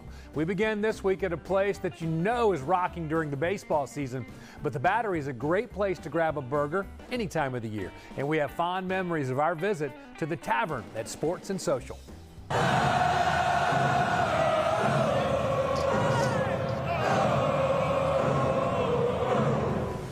All right, are you ready for some playoff baseball? Burgers with Buck, we are back at the Battery at Truist Park. It's that time of year again, isn't it, Brian? Absolutely, sir. We're getting busier every day. We're just ready for the Braves to get us in the playoffs and get us going. Here we go. So we are live at the Battery. We're at the Tavern. But set me straight here. There's a lot happening here live at the Battery. All right, so live at the Battery is this 30,000 square foot building. We have PBR, which is it's our nightclub, Mechanical Bull. It's a place to go after the game to party. And then inside we're gonna have Sports and Social, which is 2 stories, about 45 TVs, including a 40-foot TV in the middle, so you can watch every game. Right. And then downstairs, a little more private, we have Tavern. It's got leather couches, it's got that darker wood. It's where you're gonna sit down for a nice after-game drink. All right, the Braves are the defending World Series champs. The quest to defend that title in the postseason is about to begin. First of all, let's go back to last year. How nuts was this place, and what was it like being a part of all that last year out here? It was like a zoo. Every day. I got here before 7 o'clock. We were full. When I left at 11 o'clock, this building, it was like a concert. The entire plaza, pavilion, everything. You probably worked harder than you ever have in your life, but you probably loved every second of it, is my guess. I was a Braves fan back when I played Little League back in the early 90s. I enjoyed every minute of it. All right, I expect that atmosphere to be very similar here as the playoffs get underway. And, of course, the segment's called Burgers with Bucks. We're out here today. We have a big spread, not just burgers, but you got a couple of them out here. Tell me about that one just quickly. Absolutely, that's our turkey burger. Okay. We make it in-house. It's a home store-made turkey burger. It's got the pepper jack cheese on top, a sun-dried tomato mayonnaise, avocados, and spicy cherry peppers. It's got a nice little kick. People love it. All right. It's one of our top-selling burgers. I'm sure it's good, but I'm more of a purist when it comes to burgers.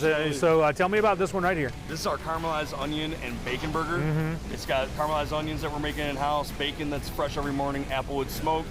We got a bacon sauce that's underneath that burger.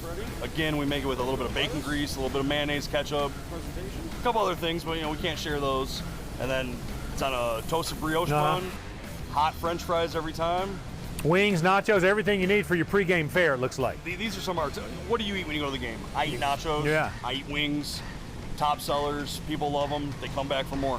I'm ready for some postseason baseball, and I'm ready to give this one a try. Tell me it's called again, the caramelized onion and bacon burger. All right, I'm gonna give you this if that's okay. Absolutely. Because this one looks like it might take 2 hands. Let you dig in. The caramelized onion and bacon burger from the Tavern, live at the Batteries. We get ready for some postseason baseball, perhaps a repeat World Series championship. Let's see. Here we go.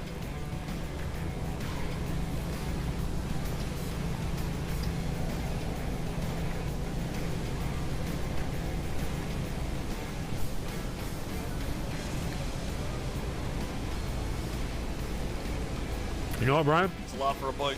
That was a big bite, wasn't it? Big bite. Yeah. That's how I roll. I like it, dude.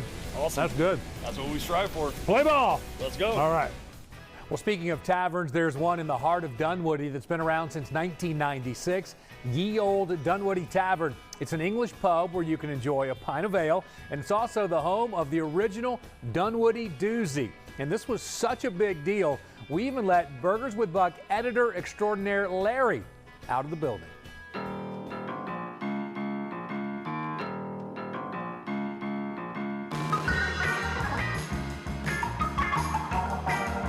All right, this week, Burgers with Buck, we're in Dunwoody. We are at the Dunwoody Tavern doing something a little bit different. Hanging out with Hugh, hanging out with Ashley, hanging out with Larry. How's everybody doing? Good. All right, for starters, let's start with you, Hugh. Who's Larry? Well, you're going to find out in just a second. Everybody's going to find out who Larry is in just a second. But tell us about the Dunwoody Tavern. This place has been here for a while. It's got kind of its own unique feel. How would you describe it? It's a British pub. It's a British tavern. We've been here 26 years. We're known in Dunwoody. We're known pretty much around the world. If you talk to people, they know Atlanta. They know the Dunwoody Tavern. Now, your accent, are you from Macon, South Georgia? Where are you from? From England. From England. Half in England, half in Wales. Gotcha. So this was described to me as a place almost like a Cheers atmosphere. What's the atmosphere like? It's kind of you know most of your clientele? Yeah, we know what you drink. We know where you are. Come on in and have another one. All right. And Ashley, we're going to get to you in a second. Let's talk to Larry first. So you guys are familiar with Burgers with Buck. This is our 327th edition. This is Larry. He's an editor at Fox 5. Larry has probably edited 300 or more of our burger segments. So we thought it's high time Larry comes out and enjoys a burger with us. Larry, what's the first thing you think of when you look at that? That's a lot of food. Yeah, that is a lot of food. My mouth doesn't open that big anymore. Well, you're like, thanks, Buck, for bringing me out exactly, for one this big. Yeah. So we're actually going to change the name of the segment this week. Lunch with Larry. You like that? Okay. You like it? I'll take it for a week. All right. I'm going to talk to Ashley about this burger, and then if you have a question you'd like to ask Ashley, think about something. All right. So Ashley, build this for us. Kind of visually. Just tell us how you put it together. First of all, the name is the Dunwoody Doozy. I love the name. Yep. The name's awesome. Tell us how you put together a Dunwoody Doozy. So basically, we just start by toasting off the buns. We get the meat on the flat top, get it nice and seasoned, a little salt, a little white pepper. And then once we get it cooked to temperature, we add our lettuce, tomato, and then of course our 3-inch high fried onion strings. Everything's made in-house, served as you see it, and then you can decide how to eat it. Yeah, okay. Fork, knife, smash it, That's take what I was the onion gonna ask rings you, yeah. off. What do most people do? I mean, I see a lot of people smash it and they try their best to get into it. And a lot of people will take some of the onion rings off Yeah. and then eat that as a side. This is your signature burger. You said people have tried to imitate this, but they can't pull it off. They've tried to imitate it, but they can never replicate it. It's just an awesome burger. It's been here 26 years, and the flag makes it special. Oh, I noticed the flag. All right, and I take the skewer out before we try and eat it. Good. Did you get that? I got it, Right, yeah. Did you have a question, Larry? Anything for you or for Ashley? No. No? No. I think Larry's ready to eat. Yeah, I think that's what it is. Would you hold this for me while we do this? Okay. Feel free to do a play-by-play. Larry, there's one for you. Okay, so one for me. Larry's eating the one with French fries, and Buck's eating the one with tater tots. Oh yeah, I guess you got options. Take So that remove the skewer out. Yeah. Oh, yeah. I'm going to even remove the Union Jack because I don't want to. Yeah, but you don't want to cook it. Oh, look at him smashing it down. So you smashing smash it down on the table. I smash it down in my hands. I'm already. going for the table. All right, so Larry, after you eat it, I want to get a true reaction from you, but think about it for a second. Don't just give me a reaction right out of the gate. Oh, okay? I know how you do these All things. right. All right, here we go. The Dunwoody Doozy, lunch with Larry. Here we go. I wish we had like a sports commentator to see if they could. Oh, look at that! He got it in one. Awesome. It's amazing. So is it good? Do you like it? I think we need a little chew for So I a think I minute. took Larry's napkin. What Before I answer that, what does it need? I want to get Larry's opinion first. Larry, I'm not going to look. You go look right at that camera, and what's the instant reaction that comes to you when you taste Oh, that? that camera right there? Yeah. That's a thumbs up. There it is. There we go. You got a thumbs up on we the get a very round of first applause? edition of Lunch with Larry. Round of applause. You get one from me, too. Excellent. You, Ashley, thanks a lot. Delicious. Cheers. Larry, we got some work to do. Oh, yeah. Enjoy it. Enjoy. Cheers. All right, cheers. Hope you enjoyed it, Larry. Now it's time to get back to work, okay? Next stop, Hot Dottie Burger Bar, where we'll explain the name and enjoy an annual Burgers with Buck.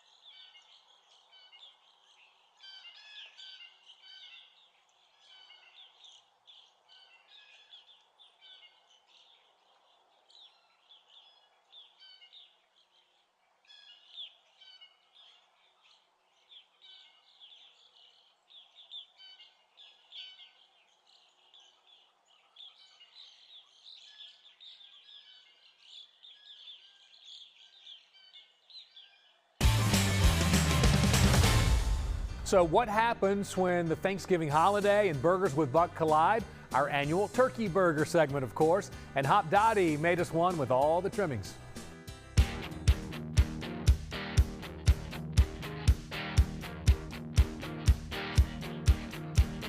All right, this week, Burgers with Buck. 'Tis the season. It's Thanksgiving, so we have a little bit of a theme here. We're at Hop Dottie Burger Bar. It's the old Grub here along North Druid Hills Road, if you're not familiar with it. I'm hanging out with Matt. How you doing, man? Doing pretty good, man. Thanks for having me today. Yeah, thanks for having us, too. So first of all, the name, I'm like, wait, what does that mean? Hop Dottie.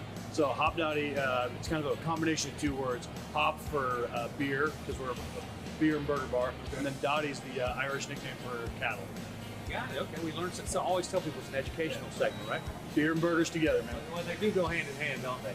Also, we talked about this is November, so it's the month of Thanksgiving. You guys do a burger of the month each month. Your burger of the month is pretty appropriate this month. What is it called? Yeah, this is our Thanksgiving burger. Yeah, man, we're really excited about it. Okay, well, I'm a traditionalist when it comes to burger, but I think this month of the year it's perfectly appropriate to have a turkey burger. So tell us a little bit about the Thanksgiving burger.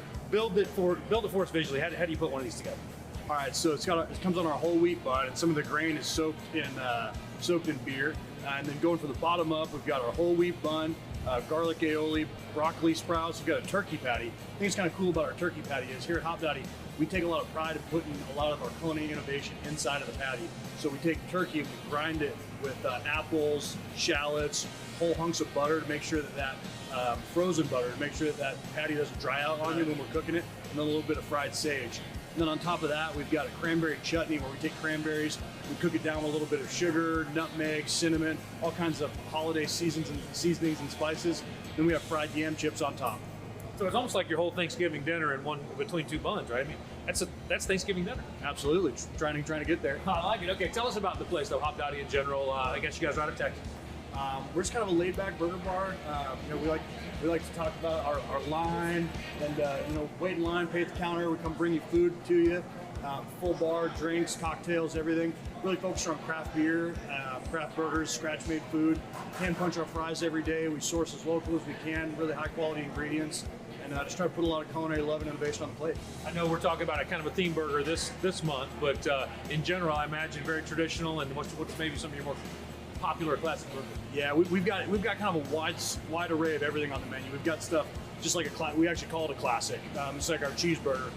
Then we've got everything down to burgers that we cook with mushrooms, and we grind bison, we grind turkey, we grind chicken, all kinds of stuff. So we got everything on the menu. You got options, don't you? We got everything. Well, it's this November, so I'm going to try this one. Can I hand this to you? Absolutely. This is the Thanksgiving burger, right? Yes, sir. There it is right there. Take that out. Don't want to hurt myself. Here we go. Ready to give it a try.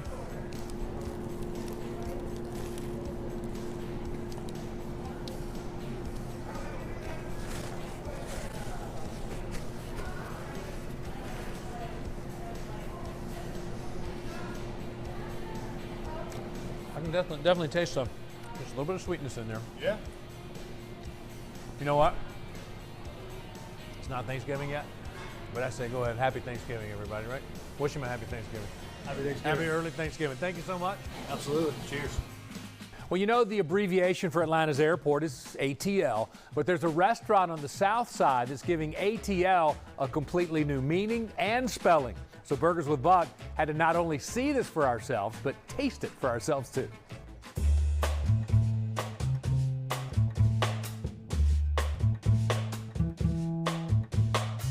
All right, this week, Burgers with Buck on this day after Thanksgiving. Hope everybody had a good Thanksgiving. Yes, sir. Yeah, of course. All right, I'm hanging out with, we're in College Park. We're hanging out at a place called ATL. We're going to explain that in a second. Chef Flash, Joe Vaughn, everybody good? That's right. Yes, sir. Thank you. Welcome. Well, appreciate it. Glad to be here. So we're like a block off Main Street here in College Park, right? Correct. All right, I got to ask you about the name of the restaurant. Right. ATL, but it's not as simple as that, is it? Right. No. It's ATL, AYETEAELLE. Where in the world did that come from? You know, being right next to the biggest airport in the world and the busiest airport in the world, we thought if we could figure out a way to come up with a way to play off of ATL, it would be great. So we have a great international cuisine because of that, and it just clicked, and it's always something people try to pronounce, and it makes a great talking point. So the A is, tell me the history of how you came up with it. Yeah, so A is how we talk here in Atlanta. It's like, hey, that's a regular type of jargon here for us. T, because we're sophisticated. This is fine dining, Buck. So, you know, we wanted to bring some T in here. And L, we just know that represents ladies, and we love the ladies here in ATL. So that's how we got ATL. Yes, All sir. right, very good. I like it. I bet you sell a lot of hats and T-shirts because that's a pretty cool thing. All right, Flash. You know, that's what Cordero Patterson goes by, the Falcons running back, Flash. That must mean you're fast, right? Tell us, he said kind of elevated, is elevated tapas. Tell us about the restaurant in general, food-wise. Everything here is elevated. Everything is big, flavorful, tasteful. It's elevated. All right. I like the sound of that, but we're also talking about burgers because even elevated, people sometimes they want a burger, right? That's So right. we got two of them you're looking at here today. Tell us about, tell us about this one first. So this right here is going to be our handcrafted West Side turkey burger. It's going to be 6 ounces of turkey burger. Gets topped with a brioche bun, our secret sauce, seasonal mixed greens, tomatoes and pickles, and your choice of Monterey Jack or cheddar cheese. Also, it comes with waffle fries, or your choice of sweet potato fries. All right, that sounds really good. We're going to interrupt this description because what just happened here? So right here, we just had our one of our best drinks here in the building. It's called All the Smoke. Yeah. It's a Uncle Nearest based drink, cocktail, and it's topped with a nitroglycerin. It's a vegetable glycerin, actually, that it's just a bubble filled with smoke. Gives it a great flavor, good profile. And this is our Georgia tea.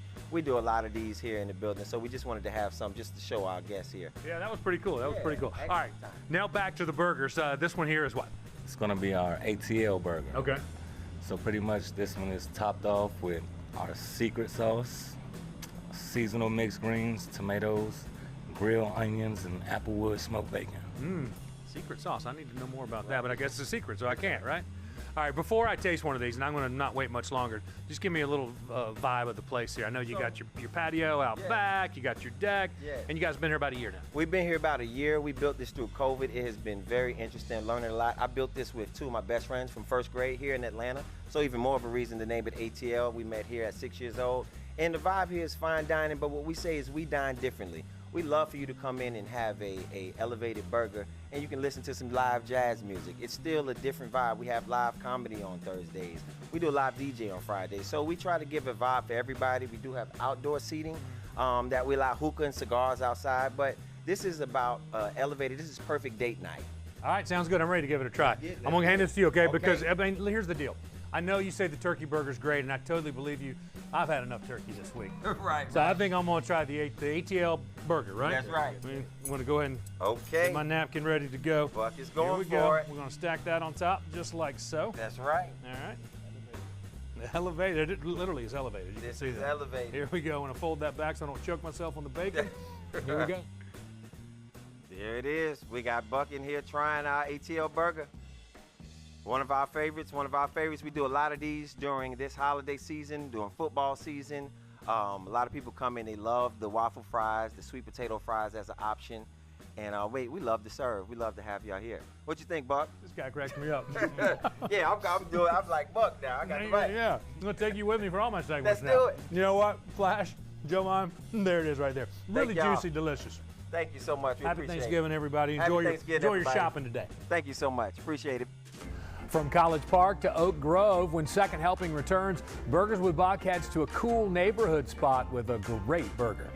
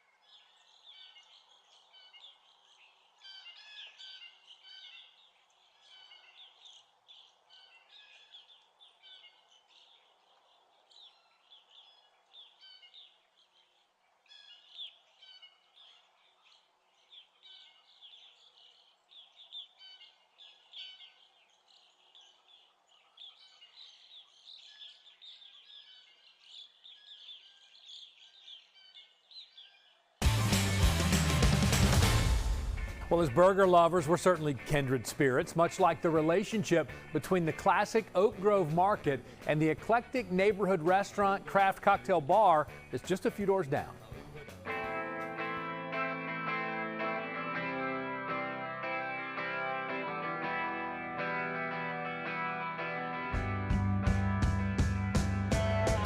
All right, this week, Burgers with Buck, we are in the Oak Grove neighborhood, hanging out with Rick over here at Kindred. How you doing, man? Doing great. All right, me too. I'm happy to be here. So tell us a little bit about Kindred. You guys are relatively new. Yeah, we're about 7 months old. My partners from the Oak Grove Market came together and wanted to have a place that we could show off some of the great meats we have down at the Oak Grove Market. Yeah, so that's just like 3 doors down, right? Yeah. So you can, you're running back and forth a lot, I guess. Oh, yeah. Yeah, wearing holes in my shoes. Yeah, for sure. Okay, we're here to talk about this. What do you call this? It's a 3 Pigs burger. The 3 Pigs burger. All right, this one's new. Brand Very new. new, right? Yeah, In fact, debuting. This is breaking news. This is going on the permanent menu today. Today. Yeah. Yep. Breaking Exciting. news on Burgers with Buck. 3 Pigs burger. Tell me, build it for me visually. Tell me how you make it. I want to hear all about the ingredients. So it starts with the patty. It's all about the patty. We grind it down at the meat market. My partner Ralph does a lot of the butchering down there. He ground it for us today, and it's a blend of brisket and a little bit of chuck, and then we grind about 10% bacon in there too, right in the patty. So that's kind of the star of the show. We top that with little grilled onions and smoked Gouda. And then underneath we got a little salad we put together with some romaine, house pickled peppers, and a roasted garlic aioli. And just to kind of go the extra 2 pigs, we got some smoked pork belly on top and some bacon jam. I see what you did there now. There's the 3 Pigs. It all makes sense. Tell us about this area, this neighborhood. I mean, the market's been here for a long time, but just the Oak Grove community and this area for people who aren't familiar with it. It's a real special community. We all live in the neighborhood. Me and my partners, Shafray Rolls and Ralph Catalan and Rick Adams and Ken Sears, all right here. So we're serving our neighbors, and that's something that we take a lot of pride in. And it's a really nice, special community down at the market and now here at Kindred. All right, so Kindred, but I also see on the bar it says Kindred Spirits, which I think is very clever. Yep. I bet you get confused on what the name of the restaurant is sometimes. Sometimes. My wife actually came up with the name Kindred. We love the feel it brings about it. It sticks in your head, and kind of a cool thing we got with the Kindred Spirits bar program too. No doubt about that. All right, so I think I'm about ready to taste it. I think we've talked about it enough. I'm going to hand you this if that's okay. Not the 3 little pigs. There's nothing little about this. It's the 3 Pigs burger. Yep. All right, here it is from Kindred in Oak Grove. Now I need to bite heavy into the pork belly. You said? Yeah, All get right. through that I'm going to take your advice on that. Here we go.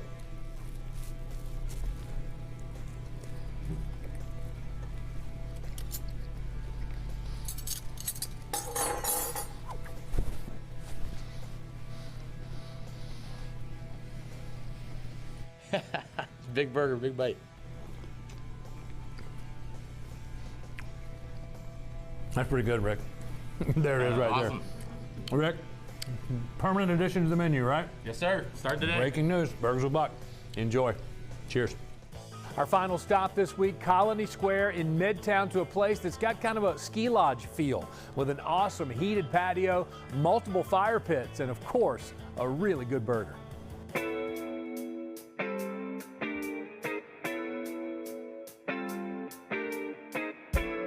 All right, this week, Burgers with Buck, we're back in Midtown. We're at Colony Square. We're at a place, a relatively new place, but kind of a big week here. We're at Saints and Council, hanging out with William, hanging out with Christopher. You guys doing okay today?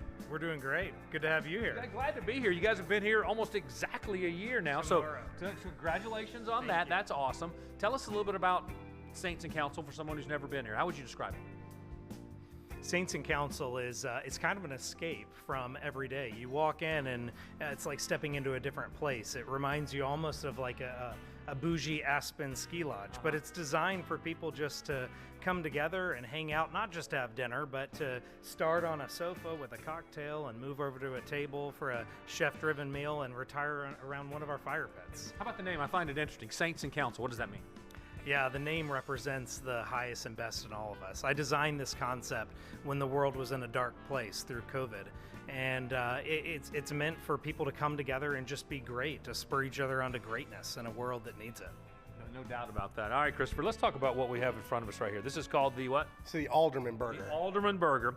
First of all, tell me about the name. Why the Alderman Burger? Alderman Burger is the chief council member, so it's the best of the best. When we talk about Saints and Council, this is our burger. This is what, the best that we have. I like it. All right, well, build it for me visually. Tell me how you put one of these together. I want to hear about the bun and everything on it. Well, first of all, we take a freshly baked brioche bun and we toast that so just with a little bit of butter on the flat top. We want to get a nice crispy ring on that bun to get it so when you bite into it, you get that buttery center and you have that nice crispy edge. Then what really makes this, I think, our burgers above and beyond everyone else's is what we use. Our beef, locally farmed, no GMOs, no antibiotics, and we get it.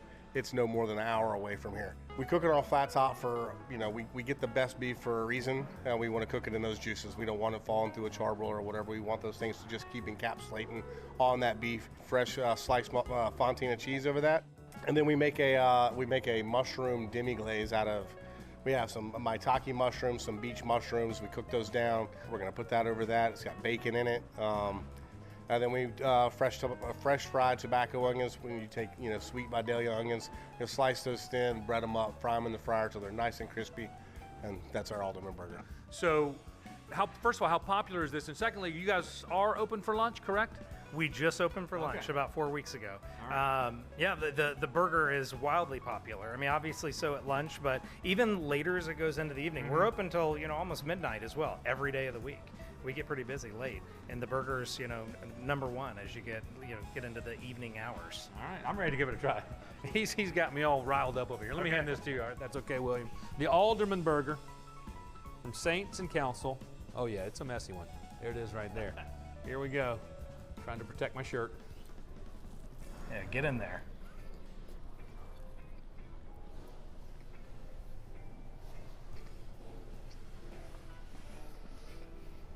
Can't tell yet. Are you on the edge of your seat? Uh-oh. You're on the edge of the seat. I'm a little worried. That's delicious. I love it. I love it, Chris. I love it, William. Listen, tell them Merry Christmas while I eat this if you want to, and send it back to our Good Day Studios. Back to you guys, whatever. Yeah. How you want to say it? Merry Christmas, Atlanta, and thank you so much for the incredible support over the past year. It means the world to all of us. Thank you. Thank you for watching Burgers with Buck Second Helping as we look back on some of our great burger memories through the years. If you've got a favorite you'd like to see featured, just let us know. You can follow us on Instagram at Burgers with Buck. And don't forget to watch Burgers with Buck Friday mornings at 8:20 on Good Day Atlanta. And until next time.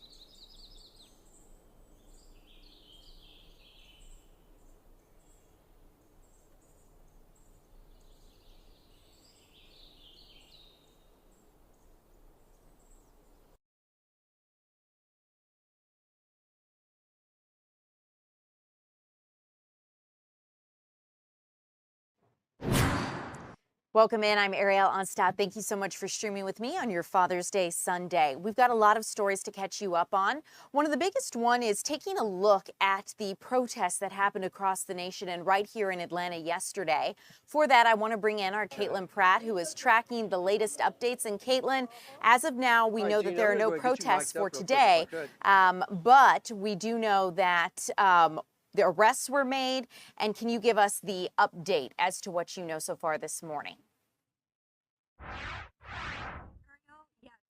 So a very busy day throughout much of the metro area, of course, across our state and our nation. So let's start here at the Capitol. We were here 24 hours ago and thousands of people were here for a peaceful demonstration, not so much in a different part of the metro area. I want to bring you some video from DeKalb County. This is on Chamblee Tucker Road, where 8 people were arrested yesterday at a demonstration there. They gathered along Chamblee Tucker Road, many of them draped in flags. They were speaking out specifically against the Trump administration's immigration crackdowns. Tensions, though, are rising as the group made their way toward I-285. DeKalb County investigators say the protesters wouldn't follow their commands to get out of the roadway and move back onto the sidewalk, and that's when they deployed tear gas and arrested those 8 individuals. Also in DeKalb County, a different demonstration, more peaceful.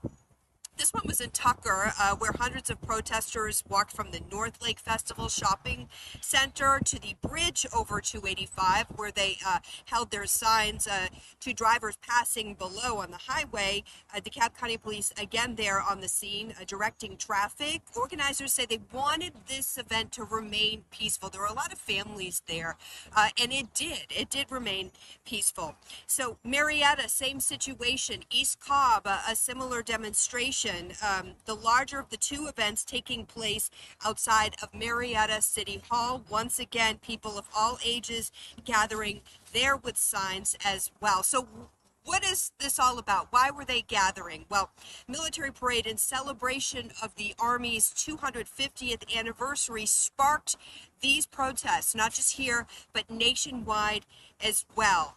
Yesterday on the streets and in the sky, troops paraded down Constitution Avenue in Washington, D.C. in honor of the nation's largest branch of the military. Army leaders at this point estimate the cost of that parade and any related activities are between $25 and $45 million. This event also falling on President Donald Trump's 79th birthday. Watching this magnificent display, our souls are filled with gratitude for every generation of warriors who have worn the uniform all the way back to the very beginning.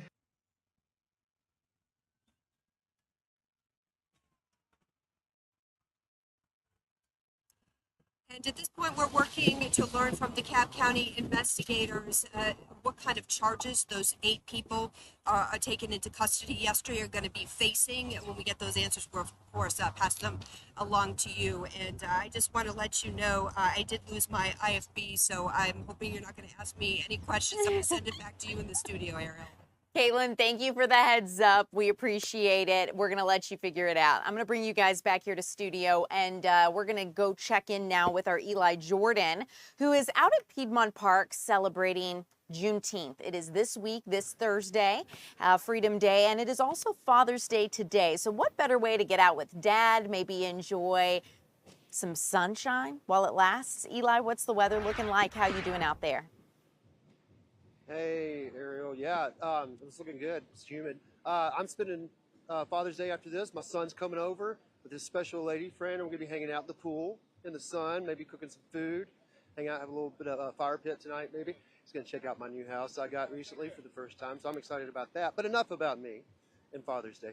I'm out here at Piedmont Park, Juneteenth, and it's the 13th annual Juneteenth. And, you know, Juneteenth is actually June 19th, this Thursday. But what is Juneteenth?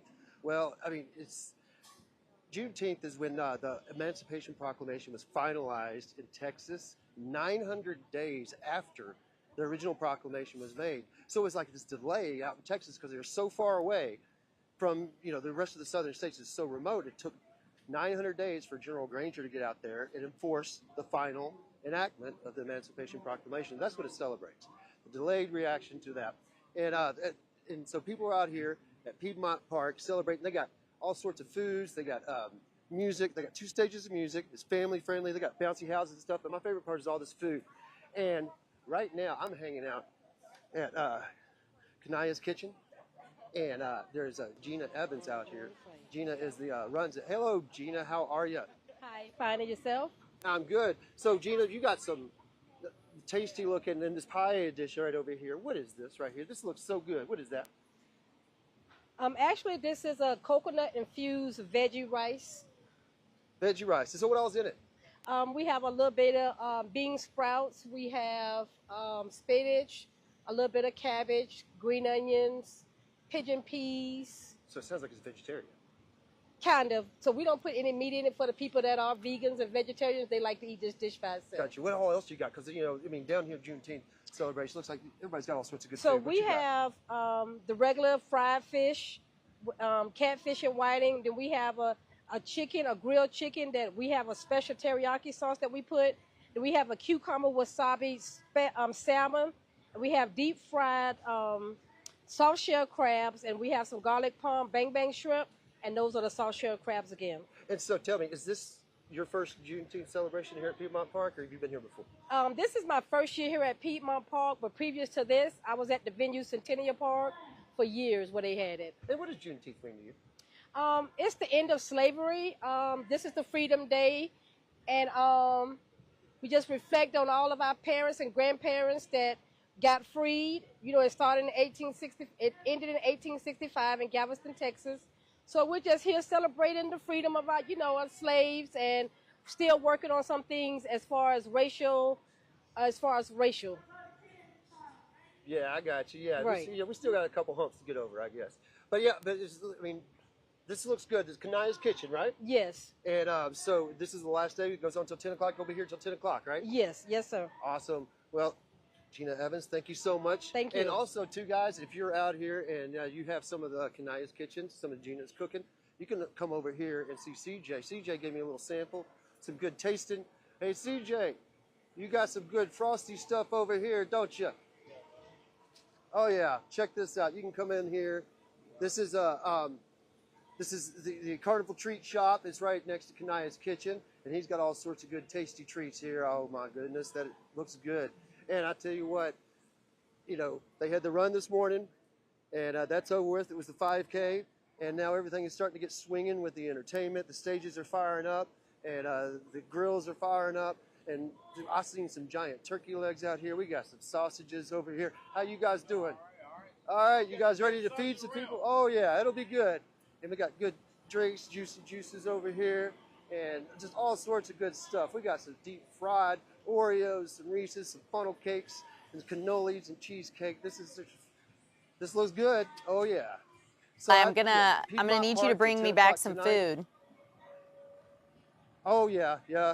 And also too, if you come out here though, I suggest bringing bring yourself like a garbage bag, because the pasture out here, there's a little bit of standing water. It's not muddy, it's firm, but there's water still there. So you don't want to come down, sit your rear on some, wet grass, and, there's, like I said, it's standing about that much. So you want to have a garbage bag for your cushions or whatever, to help protect, your rear when you sit down and enjoy the music.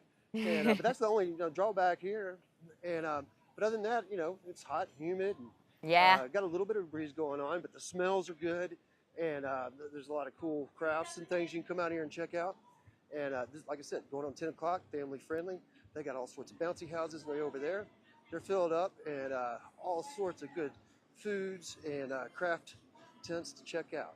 I love it, Eli. It looks like a lot of fun, and I definitely think it's a great way for the kids to get outside, get some energy out, maybe before it rains a little bit later today. So, Eli, thank you so much. We'll check back in with you again here around 11:30, see how things are going, give you guys another look at the Juneteenth Festival there at Piedmont Park. But bringing it back here to the digital set, I want to take the opportunity to check in with meteorologist Alex Forbes, who is giving us a look at what to expect weather-wise. Yeah, Ariel, that's right. As we look live over downtown, we saw the clouds from this morning still very much in place. We're in the process of mixing some of those out, and we're going to see some sunshine here before too long. Here's where things stand in Atlanta right now.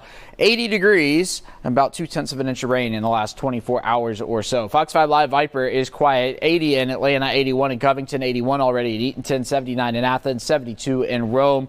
No rain out there. We saw some showers earlier this morning in parts of northeast Georgia, and that's now lifting up in towards the Charlotte area. Now into the afternoon, temperatures are going to make their way into the mid-80s, so only warming a couple more degrees. We have the cloud cover to thank for not getting into the upper 80s and low 90s, although the humidity is going to make it feel like it across north and central Georgia. Scattered showers and storms, there you go, 3-4 o'clock right over the city. I think the rain chance today is right around 60%. Then as we work our way into the evening hours, any activity we do see begins to fade away as we start your Monday. Now tomorrow Tomorrow's rain chance only at 30%. Then once we get to Tuesday, we're going to be back to a 60% chance of rain. None of the 3 days are a washout across north and central Georgia. They're just some quick moving showers, some of which could be gusty at times and maybe some frequent lightning out of them as well. Saw that patchy fog this morning. That's out of here. Scattered storms and humid for the afternoon. 85 in the city and in Canton. Gainesville 82 up in Blairsville. 87 in Athens and a pair of 8s for Covington. Then for tonight, down to 70 here in the city. 71 in Covington, 70 in Athens, 64 in Blairsville, 70 over in Gainesville, and 68 in Carrollton. A check of the tropics. It is hurricane season after all. Piece of good news. We are not expecting any development here over the course of the next 7 days. There really is not a whole lot going on in the main development region down here. Caribbean's pretty quiet. Gulf's pretty quiet. So 2 thumbs up. We'll take it where we can get it. The first named storm of the 2025 season will be Andrea, followed by Barry, and then Chantel. All right, here's your Fox 5 Storm Team 7-day forecast now. A 60% chance of rain today, but again, not a washout. If you catch a storm, it's going to be a quick mover. 30% chance of rain for Monday, 60% there on Tuesday.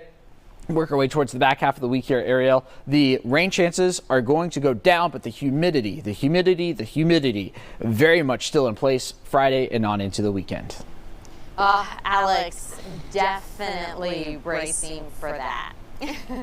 Okay, bringing it back over here, you guys. It is time to catch you up on some news of the day as we make our way through your Sunday morning.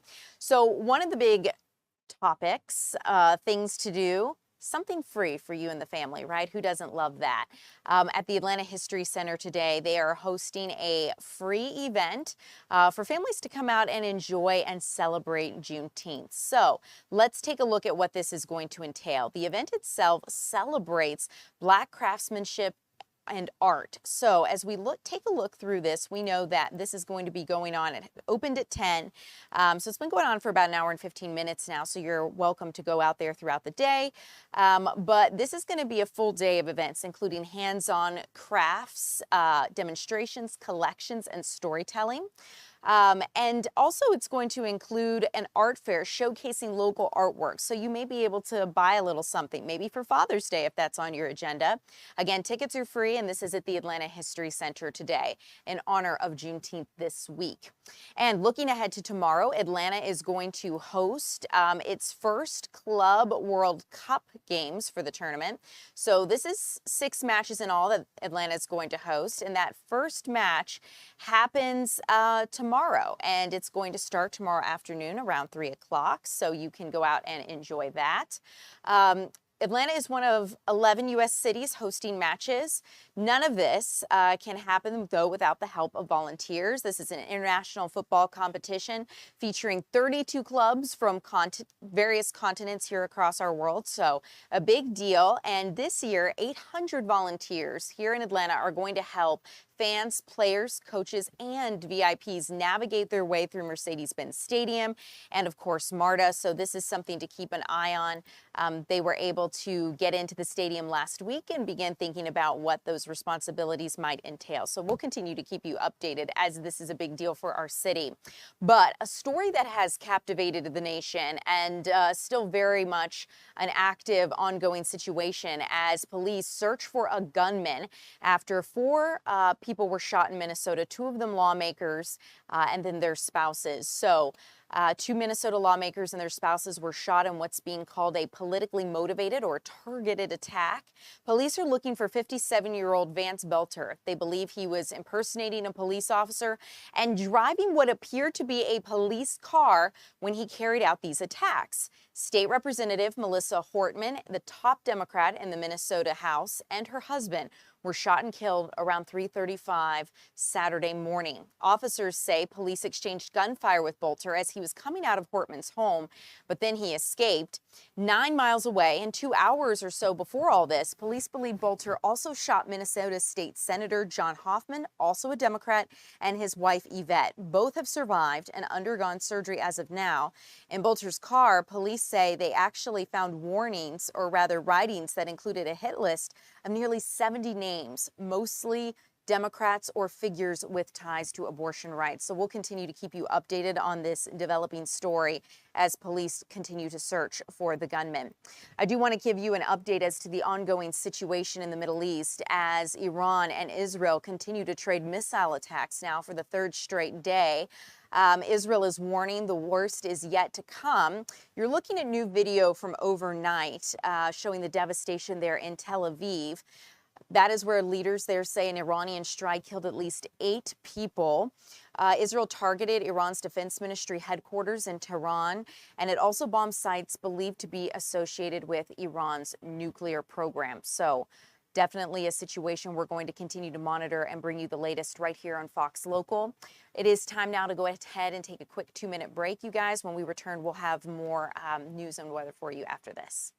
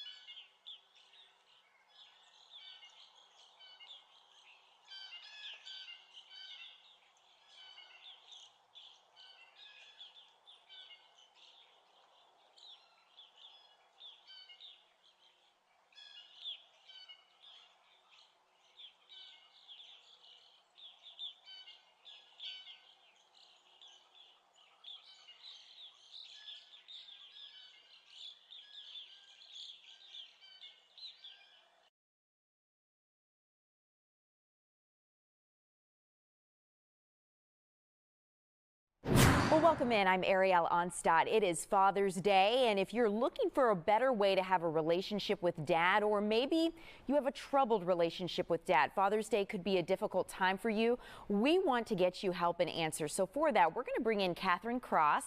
She is a licensed professional counselor with ThriveWorks here in Atlanta. Catherine, so good to see you and have you with us. It is great to see you too. Thank you for having me. So Catherine, Father's Day can be a beautiful day for so many. It can be maybe some rough, mixed emotions for others. And you guys recently had some research. You conducted some studies there at ThriveWorks to find out research between therapy and fathers. And I'm curious, what did your research reveal as it relates to therapy and dads?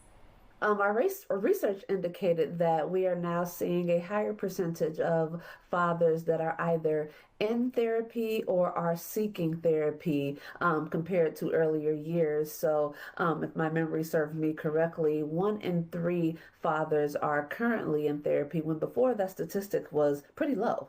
So why is that? Why are more dads seeking therapy?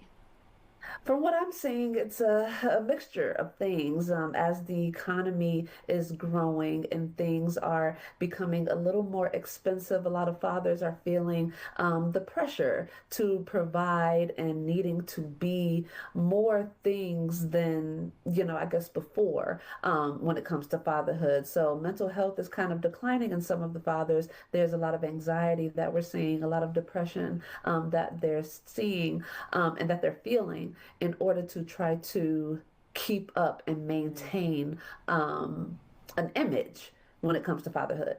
So what's your message to those dads? I assume you work with so many who are feeling like they don't get a break. They have to always be on. They feel it rests on their shoulders. They've got to take care of their families. What do you tell them? I highly encourage them to figure out what their purpose is as an individual.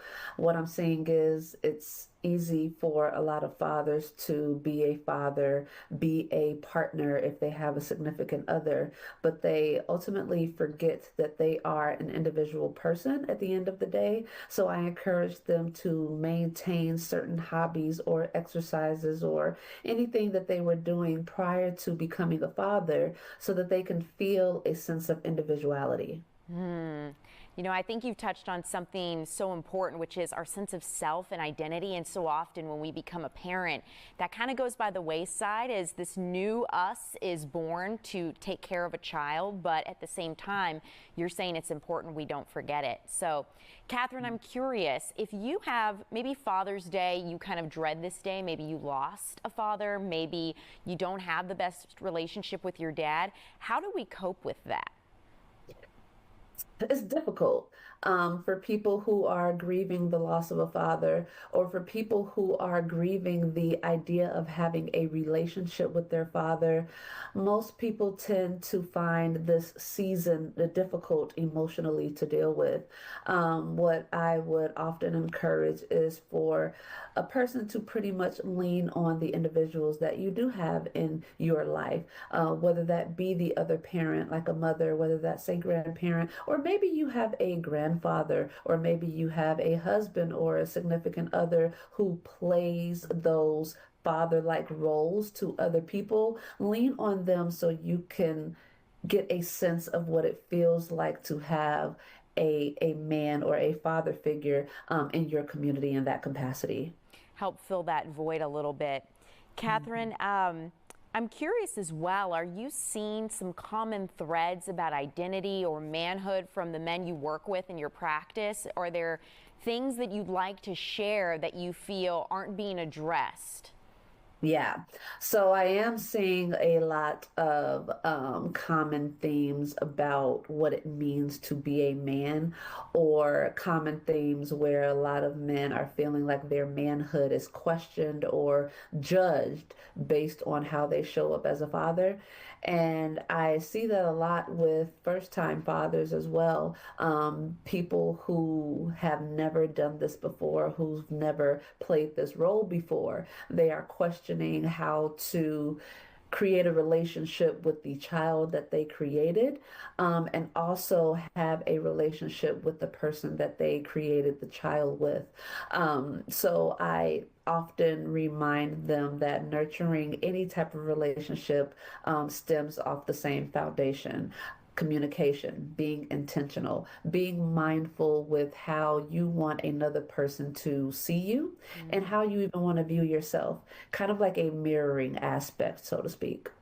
Catherine, a great exercise. I'm curious if someone's watching this and they're wondering, how do I build a better relationship with my father, right? Maybe they have a great one and they're wondering if it could be even better. Maybe it's iffy and they're looking for ways to try to have that kind of secure attachment with their dads. How do you give them those tools? What would you say? What's your advice? I would definitely say it takes two to tango. In order for any relationship to thrive, it takes all members who are a part of this relationship to make it happen. So if someone is having a complicated or a strained relationship with the father, I would encourage both the father and the person that wants a relationship with them to come together and have a conversation about how they want that dynamic to go. Maybe the child or the offspring, so to speak, would want to have more conversations. They will want to spend more quality time. That should definitely be said. And maybe the father would like, to have more conversations, or to go on vacations, or to kind of participate in the life of the offspring a little more. It would take both of those individuals to come together and have that agreement and make the necessary changes and apply that to the relationship. Yeah, I think about if you are trying to build that relationship, right, don't leave things unsaid. You have to be honest. You have to communicate that. It may require some vulnerability. It may require some uncomfortable moments, but that's part of how you build a deeper connection. How do you begin to tell your dad, hey, maybe I want to go to therapy with you, and I think this would benefit us? How do you have that conversation? Sometimes that could be difficult, and I get that often, where as a client, I will be seeing someone who's not a father but would like to have a better relationship with their father, and it's difficult for them to kind of speak about how they feel without maybe some defensiveness coming in, right? So I would definitely encourage, both father and the offspring, attend therapy, try it out. A lot of times, depending on the generation, many people in older generations do not, quote unquote, believe in therapy, or they are uncomfortable speaking to a therapist about issues. But I think we are headed in a good direction with breaking that stigma, and a lot more people are feeling comfortable sitting in front of a professional and having someone navigate these difficult conversations in a much healthier way. Yeah, Catherine, you bring me to a great point, which was a question I wanted to ask, which was, do you feel that some of the stigma and societal kind of connotations around therapy are breaking down to where more fathers, more people in general feel it's accepted and it's okay to say, hey, I need help. I need to talk this out with a professional. I need to get some kind of ways to frame my thoughts in a healthy way. It sounds like, based on this research from ThriveWorks and what you're saying, more people are feeling confident and comfortable in asking for that help. Yeah. We definitely have a long way to go in the mental health industry, but we are definitely making some progress with people now feeling like it's a benefit to seeing a therapist. It's a benefit to talking things out with a third party. I think before, a lot of people was afraid of judgment or maybe afraid of criticism, which is how the activity of that, defensiveness comes in.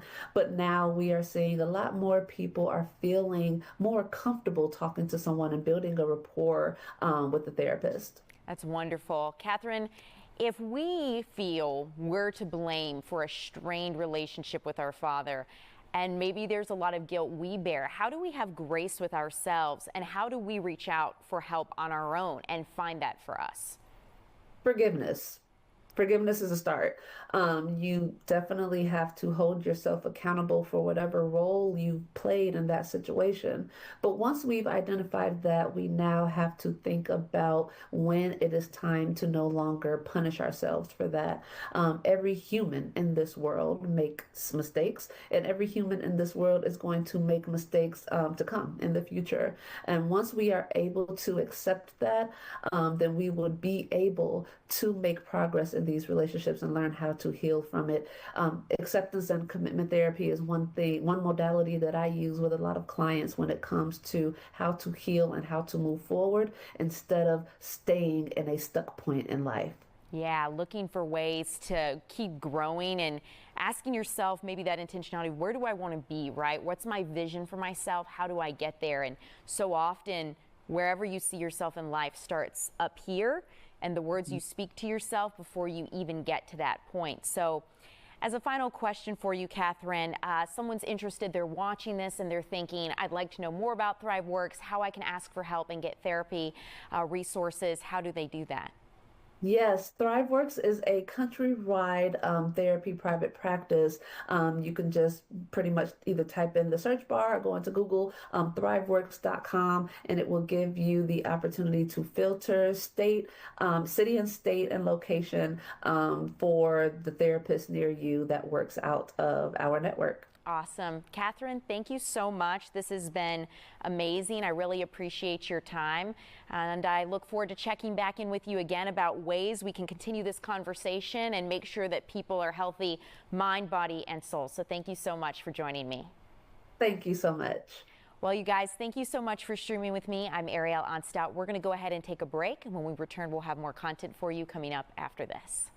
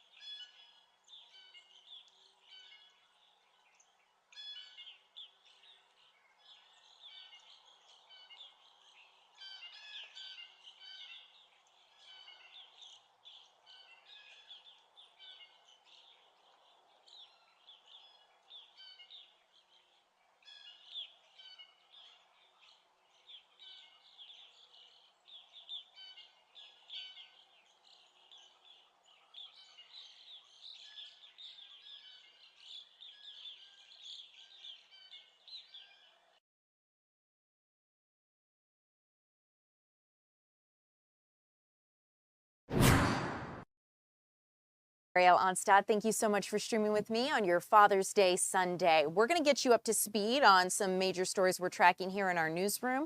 One of the biggest conversation pieces is the protest that happened right here in Atlanta yesterday. Of course, this was a smaller piece of a larger puzzle of protests that happened across our nation. It also marked Donald Trump, President Trump's 79th birthday. So we want to go out to our Caitlin Pratt, who is tracking the significance of this. Caitlin, good morning to you. What do we know about arrests in these local protests so far? Good morning to you. Okay, yeah, that's what we're trying to work out this morning. That's for sure. We've reached out to DeKalb County authorities to try and figure out what charges these demonstrators, if any, will be facing. We do know that they were brought away in handcuffs yesterday. But first, let's rewind a little bit to the largest protest here in the metro area happening behind me here at the state capitol building, Liberty Plaza, right in the shadow of the dome there. Thousands of people showed up. It was a very peaceful protest, and then once it was done, they moved on to Piedmont Park. Not far away, though, in DeKalb County, that's where there was a little bit of trouble on Chambly Tucker Road.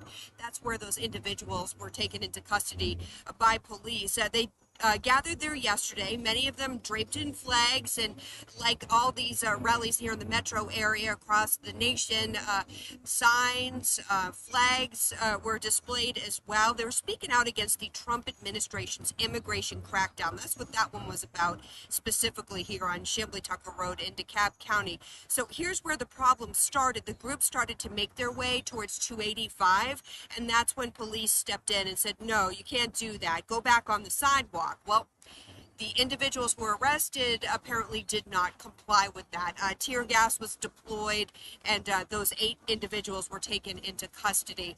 Also happening in DeKalb County, a few miles away, this one was earlier in the morning.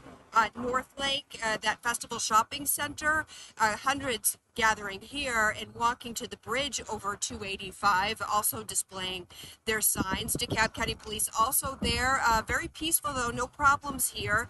People of all ages walking up and down La Vista Road. Similar scene in Cobb County, 2 rallies there to tell you about demonstrations. One in East Cobb, the other on Marietta Square. No problems here. People of all ages gathering there with signs. Of course, this was all part of a nationwide movement and a reaction to the Army's 250th anniversary military parade. People did not want to see that happen. They thought it wasn't appropriate. So yesterday, though, the show went on, rain or shine, on the streets and in the sky. Our cameras were there showing troops parading down Constitution Avenue in honor of the nation's largest branch of the military. Army leaders are estimating the cost of the parade and related activities are between $25 and $45 million. So you had the 250th anniversary for the parade. It was also Flag Day and additionally President Trump's 79th birthday. Magnificent display. Our souls are filled with gratitude for every generation of warriors who have worn the uniform all the way back to the very beginning. And the entire parade took about 90 minutes time, and as you can see some of that video there, it was packed with spectators. DC in the coming days are going to be cleaning up from that to make sure the infrastructure was protected. They did put some steel plates on much of the roadways because of course those tanks are so heavy. So in the coming days you're going to be taking all of those things down, and things will be getting back to normal in DC as we back here live in Atlanta work to figure out what kind of charges those 8 demonstrators who were put in handcuffs are going to be facing. Ariel?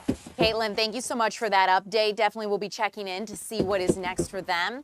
Caitlin, thank you so much. We're going to bring it back here and get ready for some other events of your Sunday. One big thing happening this week and today is Juneteenth Festival in Piedmont Park. Now, Juneteenth is this Thursday, and today is Father's Day, so maybe a great opportunity to get out and spend some time with Dad. Let's go out to our Eli Jordan, who joins us live. Eli, it looks like you're maybe by a stage. I'm trying to deduce it, crack the code. Tell me about it. Where are you at? Yeah, I am backstage. I'm in the pasture at Piedmont Park, And yes, this is the Juneteenth festival. This is the 13th annual Juneteenth. The first one was held over at the Congress Center back in 2012. And Juneteenth became a federal holiday in 2021. As June 19th is when that's going to happen. That's Thursday. And I'm just, I was walking around checking out some things. And, not only do they have music and foods and stuff like that, and, they had the 5K race, which Joaquin Kushmir won. But they also have, they just wrapped up. Oh, my goodness. They had workouts out here. Papa's got muscle. They're all out here stretching and working out, getting ready for, to be festive tonight or today. It goes on until 10 o'clock. But there's physical fitness going on out here, pre-gaming before the festival. And then over here, they have football going on. Now, this is just really cool. I like this. Football at a festival. Heck yeah. I know, this is getting me ready for high school football Friday nights here. And but yeah, this is good dirty, muddy football here. It's tag football, but hey, it's still football. And so, but not only, they got more than just runs and fitness and football games, but they also have crafts. They got some really good foods. They got lots of turkey legs here, big turkey legs. And they got all sorts of good juices, lemonades and pineapple juices. And they got some frosty, good, tasty stuff too. Just all sorts of great stuff. This is going on until 10 o'clock tonight. And it's a little bit wet out here, but, you got to bring a little garbage bag to put your rump on so you won't get your butt wet. But that's okay. It's not going to mess up the day because these people are out here to have some fun. And the kids can come out here and have some fun. There's all sorts of bouncy houses out there. They got those blown up ready to go. So come on out of here. Bring your kids, bring your grandma, bring your papa, bring your dad. It's Father's Day. Come out here and have some fun. I'm going to watch some football here.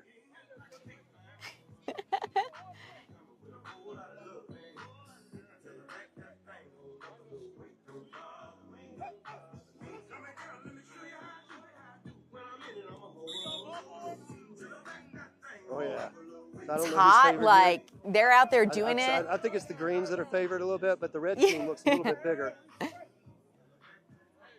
Eli, as a side I note, don't you wanna get keep in on it, talking though. about these turkey legs. I feel like I need to see you consume one, or maybe I need a turkey leg. I don't know. Oh yeah, the turkey legs are way on up there, and they're roasting. They were just getting on the grill, and I'm kind of far away from them now. But they had more than just turkey legs. They had like jumbo shrimp, jumbo chicken stuff, jumbo fish, and they had lots of Polish sausages out there too that look really good. Sausage, onions, all sorts of tasty treats. Sounds And, delicious. it looks like it's going to be a fun day out here. Yeah, I love seeing people just getting outside, making use of our public parks, sweating a little bit, just playing some games. Seems like a great time. So I hope they continue to have fun. And maybe we're going to check in with Alex Forbes in a little bit, but maybe he can give us an understanding as to when their tag football could be getting rained out. I tell you what, though, there is a breeze out here that feels really good. A breeze. We love that. People are just still showing up. Yeah, I like this breeze. Oh, and that was a good catch too. Make hay while the But, sun they got shines. 2 stages. And the sunshine is helping drying out some of this field, but it's also evaporating some of this water to get into the air and make it a nice humid day for us. But yeah, they got 2 stages of music. It's family friendly. Let's see, and they got the bouncy houses, and then it's just going to be a good time out here till 10 o'clock this evening. And don't forget to give your papa a call at least and say, hey, I love you, Yeah. Great reminder that if you haven't done it yet, it is Father's Day. So if you had a little to-do list for Dad, maybe you get it done here soon. So Eli, thank you so much. We're going to check in with you a final time here around noon. But it is about that time to bring you guys back here to studio so we can catch up with meteorologist Alex Forbes. Wash, rinse, repeat. Yeah. See you later. The good news, Eli was just saying there's a breeze at Piedmont Park. Yeah, so that's going to be around for the afternoon hours.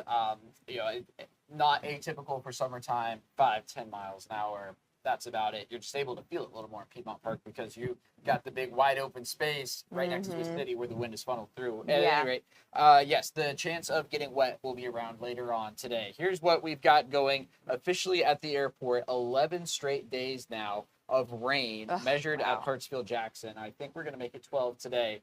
In June, it's just typically one of our wettest months. It's going to go down as that as well. 81 now in Atlanta, 82 in Covington and in Eatonton, 80 over in Athens, How about 76 up in Blairsville, 76 in Canton, and 77. Find me in Blairsville. Yeah, I know. And this too. I mean, look, the dew point 69 up there while it's 77 in Eatonton. 77 is like walking outside and you're visiting SpongeBob. Like, you may as well just be in the ocean at that point because it is just so sticky. It makes it feel like 91 in Eatonton right now. Wouldn't surprise me to see. I know Eatonton's felt like 100 already this year. Would not surprise me to see that yet again. Now, take a look at this, Fox 5 Live Viper. All right, so we're not looking at much activity in our neck of the woods, but just down south in Bibb County, down towards Peach County and Taylor County, starting to see some heavier downpours and some lightning at this hour. Not far at all from the Georgia National Fairgrounds down there. Looking for some more development up in our region here in pretty short order on this Father's Day. So there's your hour-by-hour forecast. All right, here we are at the noon hour. Warming into the 80s now. Here comes the chance of rain, too. We're at about 20% right now, and that's only going to go up here as the day rolls on. 85 in Atlanta this afternoon, 85 in Carrollton, 89 down there in Eaton, pair of 8s for Athens, and that rain chance at 60%. But riding the rain chance roller coaster, we'll call it. So we're gonna. It does look that way. Yeah, take a dip tomorrow, 30%, so about half the chance of what we're looking at today, and then back to 60% on Tuesday. Now, I don't want you to be fooled by the weekend. Everybody is thinking, all right, we have had wet weekend after wet weekend after wet weekend, and then just throw one more in there for good measure. That we have an 80% chance of staying dry Friday and Saturday. I think we just don't want to get our hopes up and then to be disappointed, Alex. Exactly. So don't get your hopes up, I think is the moral of the story. But we are looking at a drier pattern for the weekend. Some people will still see rain. Everybody, and I mean everybody, will still see the humidity. All right, so just because the rain chance goes down, you're still definitely going to feel it outside as we work our way through the end of the week. All right, so sounds good. If I'm going to, have plans with Dad today, I'm definitely going to enjoy the lunchtime period, knowing that the chances increase as the day wears on. Right. And I'm going to cross my fingers for Friday, Saturday. Yep. But yeah, I'm going to try not to be too disappointed. Yeah. It's just, you got to keep it realistic in June in Georgia. So true. Alex, thank you. Yep. We'll check back in with you again at noon. You guys, though, it is time. Let's get a rundown of some of the top stories that we're tracking here in the Fox 5 Atlanta newsroom. One of them, with it being the week of Juneteenth, is a free event for you and your family to enjoy. This is at the Atlanta History Center, and they're hosting a celebration of the history of Black craftsmanship and artistry. You're taking a look at video of when the Andrew Young exhibit opened there at the History Center. But for today's event, this Juneteenth celebration is going to be a full day of hands-on craft demonstrations, collections, and storytelling. There's also going to be an art fair showcasing local artworks. This opened almost 2 hours ago, so you can head out at any time to go enjoy this at the Atlanta History Center. And again, tickets are free, so who doesn't love that? Well, you guys, also tomorrow, this is a big deal, something happening this week. The FIFA Club World Cup tournaments are set to begin. Atlanta's going to begin hosting 6 matches. That first match happens tomorrow afternoon at 3. This international football competition is going to feature 32 clubs from different continents. Atlanta is one of the 11 cities here in the United States hosting matches, so this is definitely a big deal for us. None of this can happen, though, without the incredible support of volunteers and those working so hard to make this event a reality. 800 volunteers are helping in Atlanta this year, and that includes people helping coaches, players, and VIPs navigate their way through MARTA and Mercedes-Benz stadiums. So a big thank you to them for their help and representing our city. But in more somber news, and something that we have been tracking here across the nation, every outlet pretty much putting their eyes on this one, a manhunt is still underway for the gunman believed to have shot 2 Minnesota lawmakers and their spouses. This is being called a politically motivated and targeted attack. Police are looking for 57-year-old Vance Belter. They believe that he was impersonating a police officer and driving what appeared to be a police car when he carried out these attacks early Saturday morning. Now, State Representative Melissa Hortman, the top Democrat in the Minnesota House, and her husband were shot and killed around 3:35 Saturday morning. Officers say that Other police exchanged gunfire with Bolter as he was coming out of Hortman's home. He was able to escape, but 9 miles away and 2 hours or so before all of this, police believe Bolter also shot Minnesota State Senator John Hoffman, also a Democrat, and his wife Yvette. Both have survived and have undergone surgery as of now. We do know that police say as part of their investigation in Bolter's car, they found writings that included a list of nearly 70 names, mostly Democrats or other figures with ties to abortion rights. So we'll continue to keep you updated on that story. I do want to keep you updated on the conflict in the Middle East. Israel is warning the worst is yet to come on this. It exchanged missile attacks with Iran for the third straight day, and you're seeing the aftermath there in Tel Aviv. This is from new video overnight. Leaders say an Iranian strike killed at least 8 people there in Israel's capital city. Israel targeted Iran's defense ministry and its headquarters in Tehran, and it also bombed sites believed to be associated with Iran's nuclear program. But as we look ahead to major events happening this week, we do know that the G7 summit is likely going to focus on the ongoing conflict in the Middle East and tariff tensions. These are expected to dominate the discussions there at the summit. Leaders from some of the world's biggest economic powers are going to head to Canada for that summit that starts tomorrow. President Donald Trump and his counterparts will start their meetings then. Other leaders are trying to talk Trump out of imposing stiff tariffs. On Thursday, the president announced an expansion on the tax for steel, and this would include household appliances like dishwashers and refrigerators, and possibly a hike on auto tariffs. So we will definitely keep you updated on that tomorrow right here in the Fox Local app. It is time to go ahead and take a 2-minute break, and we'll see you back here on the other side of this just after this. See you there.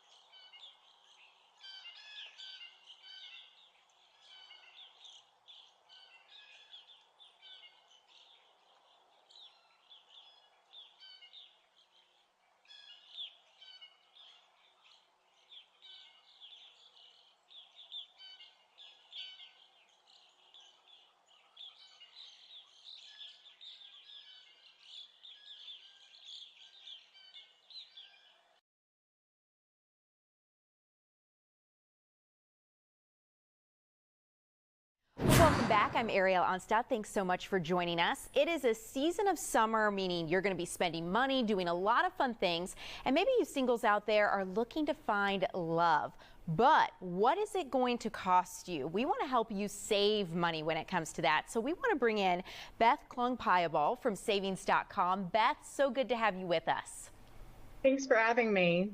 So Beth, I wanted to ask you, you guys recently did a survey at savings.com and it revealed some pretty unique, I guess, mindsets and relationships between trying to date and also trying to conserve what little you have in your wallet.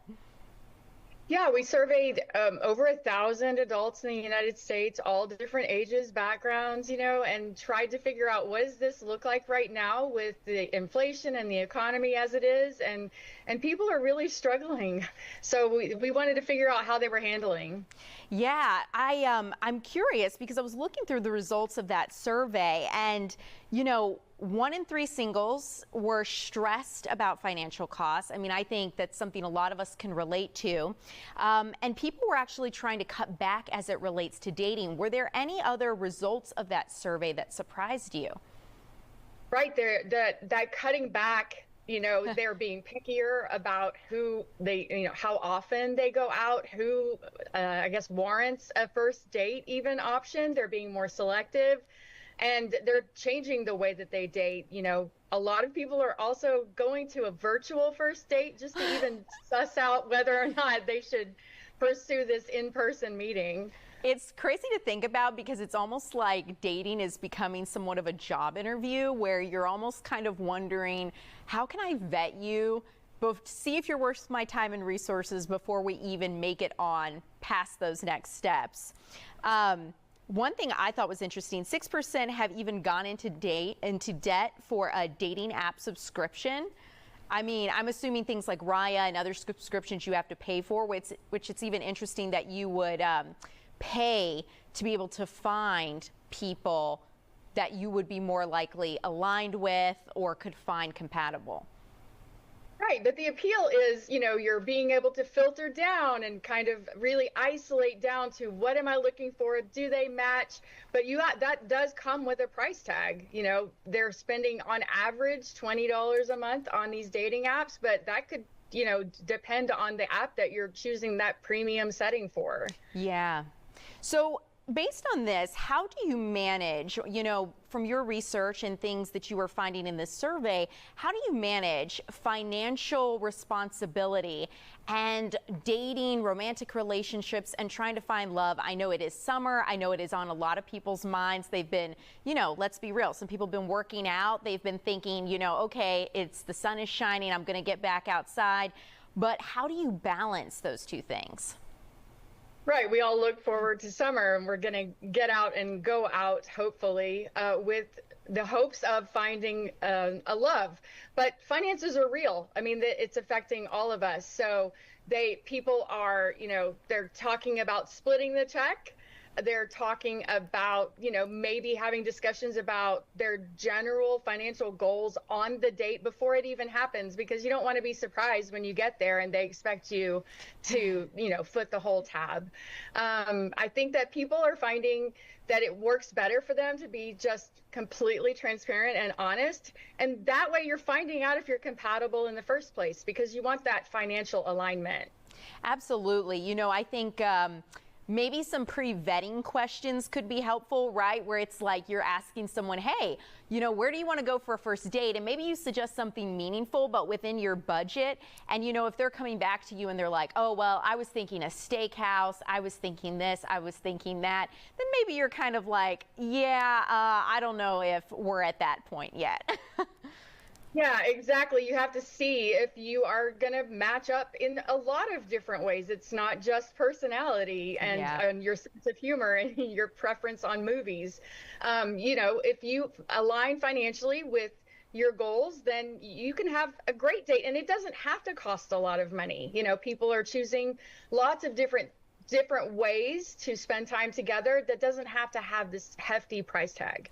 Sure. And, one of the things from this survey I also found interesting, only 14% of people have used a coupon on a first date. A whopping 79% say it's totally fine to try to use a coupon on a first date. The practice was slightly more popular among men, younger adults, and LGBTQ+ singles. So, different groups have different approaches to money, and I would imagine if men are usually the ones potentially paying for a date, I can imagine why they'd want to use a coupon. What's your take? How do you have that conversation, or try not to give someone the ick when it comes time to paying the bill and you're like, hey, so maybe you don't call it a coupon, right? Maybe it's, hey, I have something to save a little bit of money. Have you found any success with a way to approach that?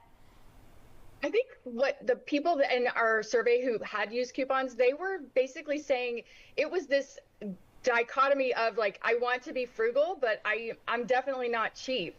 So they were doing it to have a better time, to spend, on things that mattered, to make the date even better than it could have been if they had just paid full price for something else.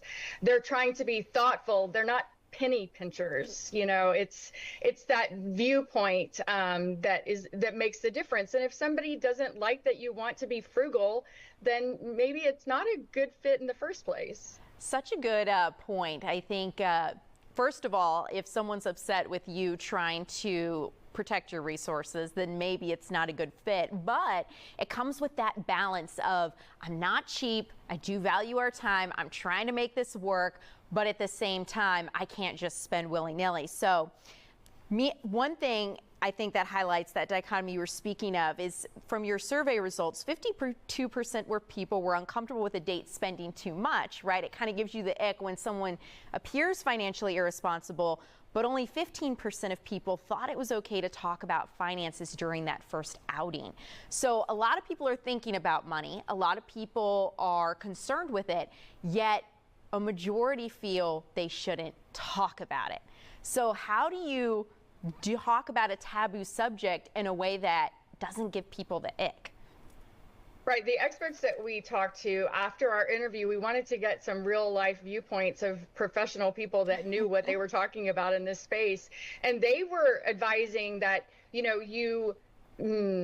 that you have these conversations in a general sense. What are your financial goals? How do we align on that? What do you see in the future for yourself financially? Instead of saying, what's your salary? How much is in your 401k? They want, if you keep it more general, then you get a sense for people's direction or if they have a plan at all, instead of asking, how much do you have in crypto right now?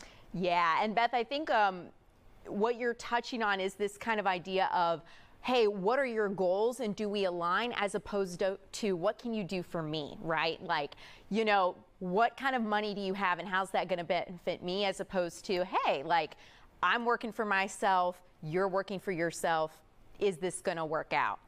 Yeah, it comes across as much less transactional that way. Yeah, transactional, great way to put it.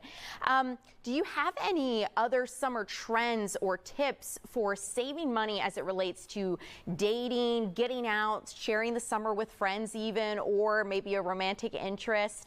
Things that you're finding from your research at savings.com that can help people? Well, a lot of the responses, we did ask them for how do they handle these types of things, and they tend toward, park visits, art exhibitions, coffee dates instead of a dinner date, concert lawn tickets instead of the seating in the seating section, and again, the virtual first date to even see if this is something that you want to invest your money in. Yeah, I think a lot of people express, right, that it's not so much the money that is the issue, although it can be, but it's more so you're wanting to make sure your money is going to something worthwhile. Time and money are limited, and especially if you've been on a lot of first dates and you've spent a lot of time and resources with people and it hasn't worked out, you might be a little bit more protectionist, right, to say, hey, I want to make sure this is going to go somewhere before I spend. And obviously, if it does, then you don't really have a problem. Yeah, right. Beth, anything else I haven't asked you about this survey or the research that you'd like to share or touch on that I haven't asked you yet? No, I think that you've covered it all. I think that, we're all just trying to do the best we can with what we have.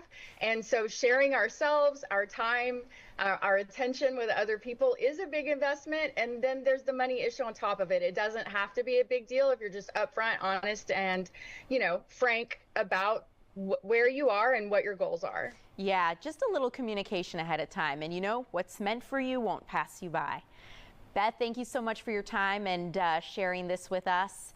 And you guys, thank you so much for streaming with me. I'm Ariel Onstadt. We're going to go ahead and take a quick 2-minute break. If you are headed out into the streets of Atlanta and you're trying to enjoy yourself this summer, we know it's expensive, so hopefully these tips help you. We'll see you back here in 2 minutes with more content after this.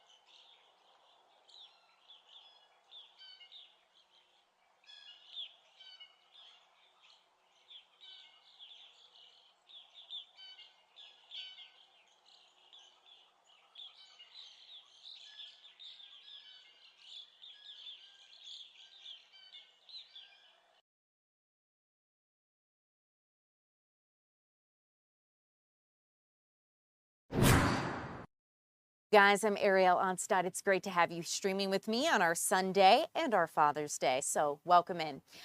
If you are looking for something to do on this Father's Day, Piedmont Park may offer the perfect blend of Father's Day activities, a little getting out playing some football, maybe enjoying some delicious food from a vendor, or just taking in the sights and the music and everything that the Juneteenth Festival has to offer.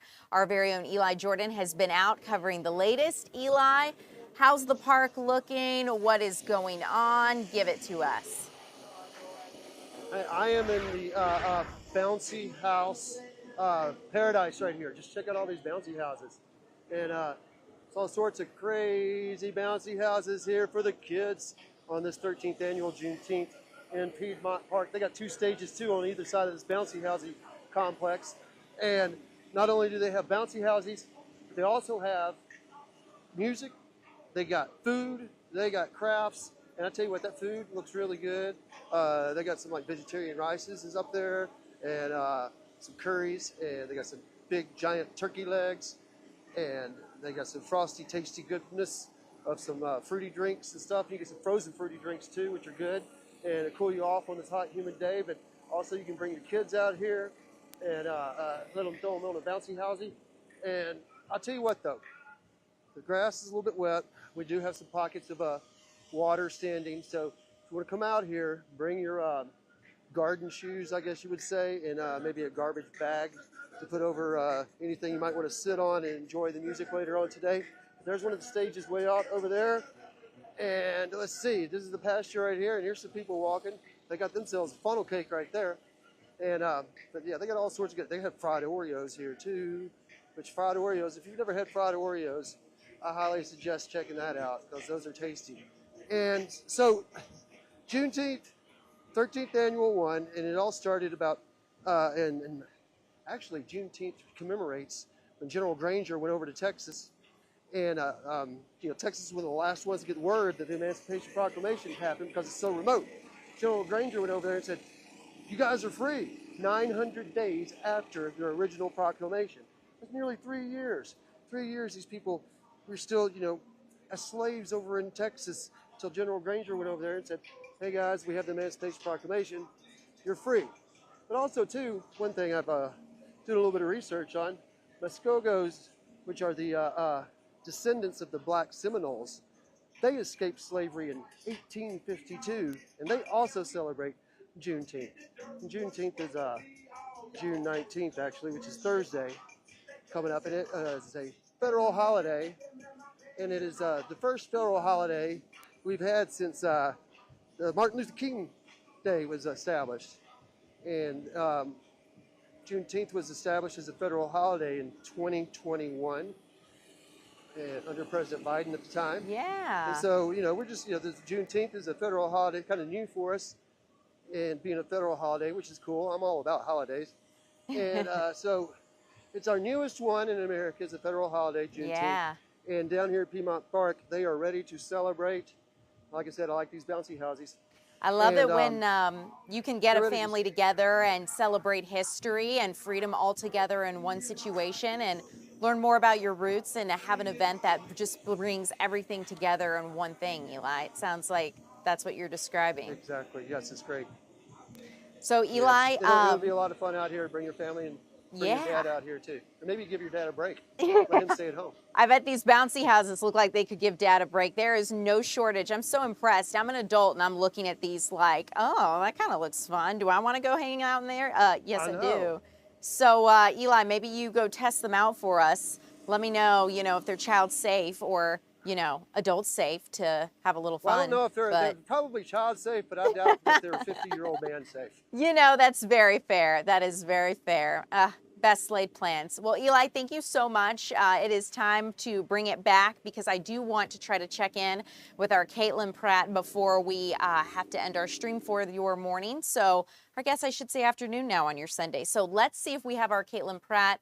Want to see if we can get an update on the latest as it relates to the protests that happened across Atlanta and the nation yesterday. Caitlin, can you hear me? Yes, hey, Ariel, good afternoon. Hoping you can hear me too. We've been having Yes. some audio issues here, so thanks for hanging with me. I appreciate it. All right, great. So I'm here near the Capitol here in downtown Atlanta, and if you were streaming with us yesterday, you know there were thousands of people behind me here, about 5,000 estimated in all. They were all part of a nationwide protest against the Trump administration's current policies. A very peaceful outing. Once they finished up their rallying, their demonstrating here near the Capitol, they went on to Piedmont Park and carried on with that demonstration. Ran into some trouble in DeKalb County. Let's take you there. We did grab some video at Chamblee Tucker Road. There was a demonstration there as well. They were gathering, many of them draped in flags. They were speaking out specifically against the immigration crackdowns in recent weeks. And tensions quickly rose when they tried to make their way toward 285. DeKalb County Police, along with Georgia State Patrol officers, they moved in and say, hey, get back on the sidewalk. You can't do that. You can't do that. But apparently at least 8 people did not comply. They ended up in handcuffs. As for also in DeKalb County, we had so many different demonstrations across our area. Another one in Tucker near the North Lake Festival Shopping Center. That was peaceful. 2 more in Cobb County that we were rolling out our cameras there. One on Marietta Square, another one in East Cobb. People of all ages gathering there. Now, why were they choosing yesterday? You may be wondering still about this. This was nationwide protests sparked in response to a planned military parade in Washington, D.C. to celebrate the Army's 250th anniversary. It was also our president's birthday. Many had issue with that. They felt like he was throwing himself party. We did have cameras there too at the parade in Washington, D.C., and it was packed with spectators and so many military tanks, troops, things of that nature, all in honor of the nation's largest branch of the military. Army leaders at this point estimating the cost of the parade and all the related activities there should be between $25 and $45 million. Here's what President Trump had to say. This magnificent display, our souls are filled with gratitude for every generation of warriors who have worn the uniform all the way back to the very beginning.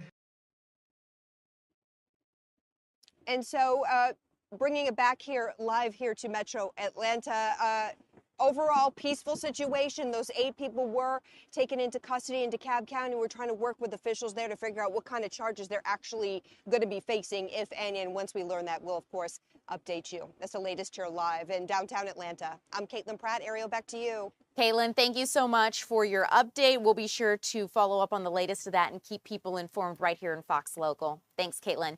Okay, guys, let us get one final check of the weather here before we end our stream for this Sunday, now afternoon. Yeah. Alex, what do we have on tap? So I've just pulled up Fox 5 Live Viper here, beginning to see some showers, particularly south and west of the city, some in and around the Milledgeville area, just south of Lake Sinclair, getting in towards Wilkinson County and Hancock County right now. I would expect that to begin to build in across this swath of north and central Georgia over the next little bit. What's in the middle of that? Atlanta, right there. So no rhyme or reason to these, just kind of bubbling up through the afternoon. Our rain chance today is going to be at about 60%, 30% for tomorrow, 60% for Tuesday. So we're riding the rain chance roller coaster, as I referred to it earlier. But look, here's the deal. Every day, there are going to be showers and storms around. Some people are going to get them. Some people aren't going to get them, even on the 20% days. That's just kind of how it goes. Worth noting, we do officially start summer by Friday. That's the summer solstice. We've already had our earliest sunrise of the year. That was last week. Our latest sunset of the year is going to be in the last couple of days of June as we work our way. We're already reaching the longest day of the year. That is so insane. Yeah. I'm not ready for the days to start getting shorter. I feel like I've barely gotten to enjoy these nice temperatures and nice weather. Like, as a member of the morning team, I am ready for the sun to set earlier, right? Because you That's can't fair. really go to Yes. bed with the sun. No, I completely understand. But yeah, so our latest sunset, I believe that's June 28th or 29th. I got to go back and double I thought check. it was the 21st because that's the equinox. So that's the solstice. Oh, solstice. Okay. But so the reason why it's offset is because sunrise is technically when the very top part of the sun comes above the horizon. I see. And Learn sunset something is new every when it day. goes below. So it's Okay. offset. Okay. Yep. Alex, thank you so much. I will be sure to not be too disappointed when I don't see rain, and then inevitably it rains. But in the meantime, I'm just the messenger. yeah, all right. Well, we hope you have a great rest of your Sunday. If you're celebrating Father's Day, may you be safe and have a lovely time with friends and family. I'm going to send you guys to a break, and then you'll be able to enjoy the latest with Fox Weather.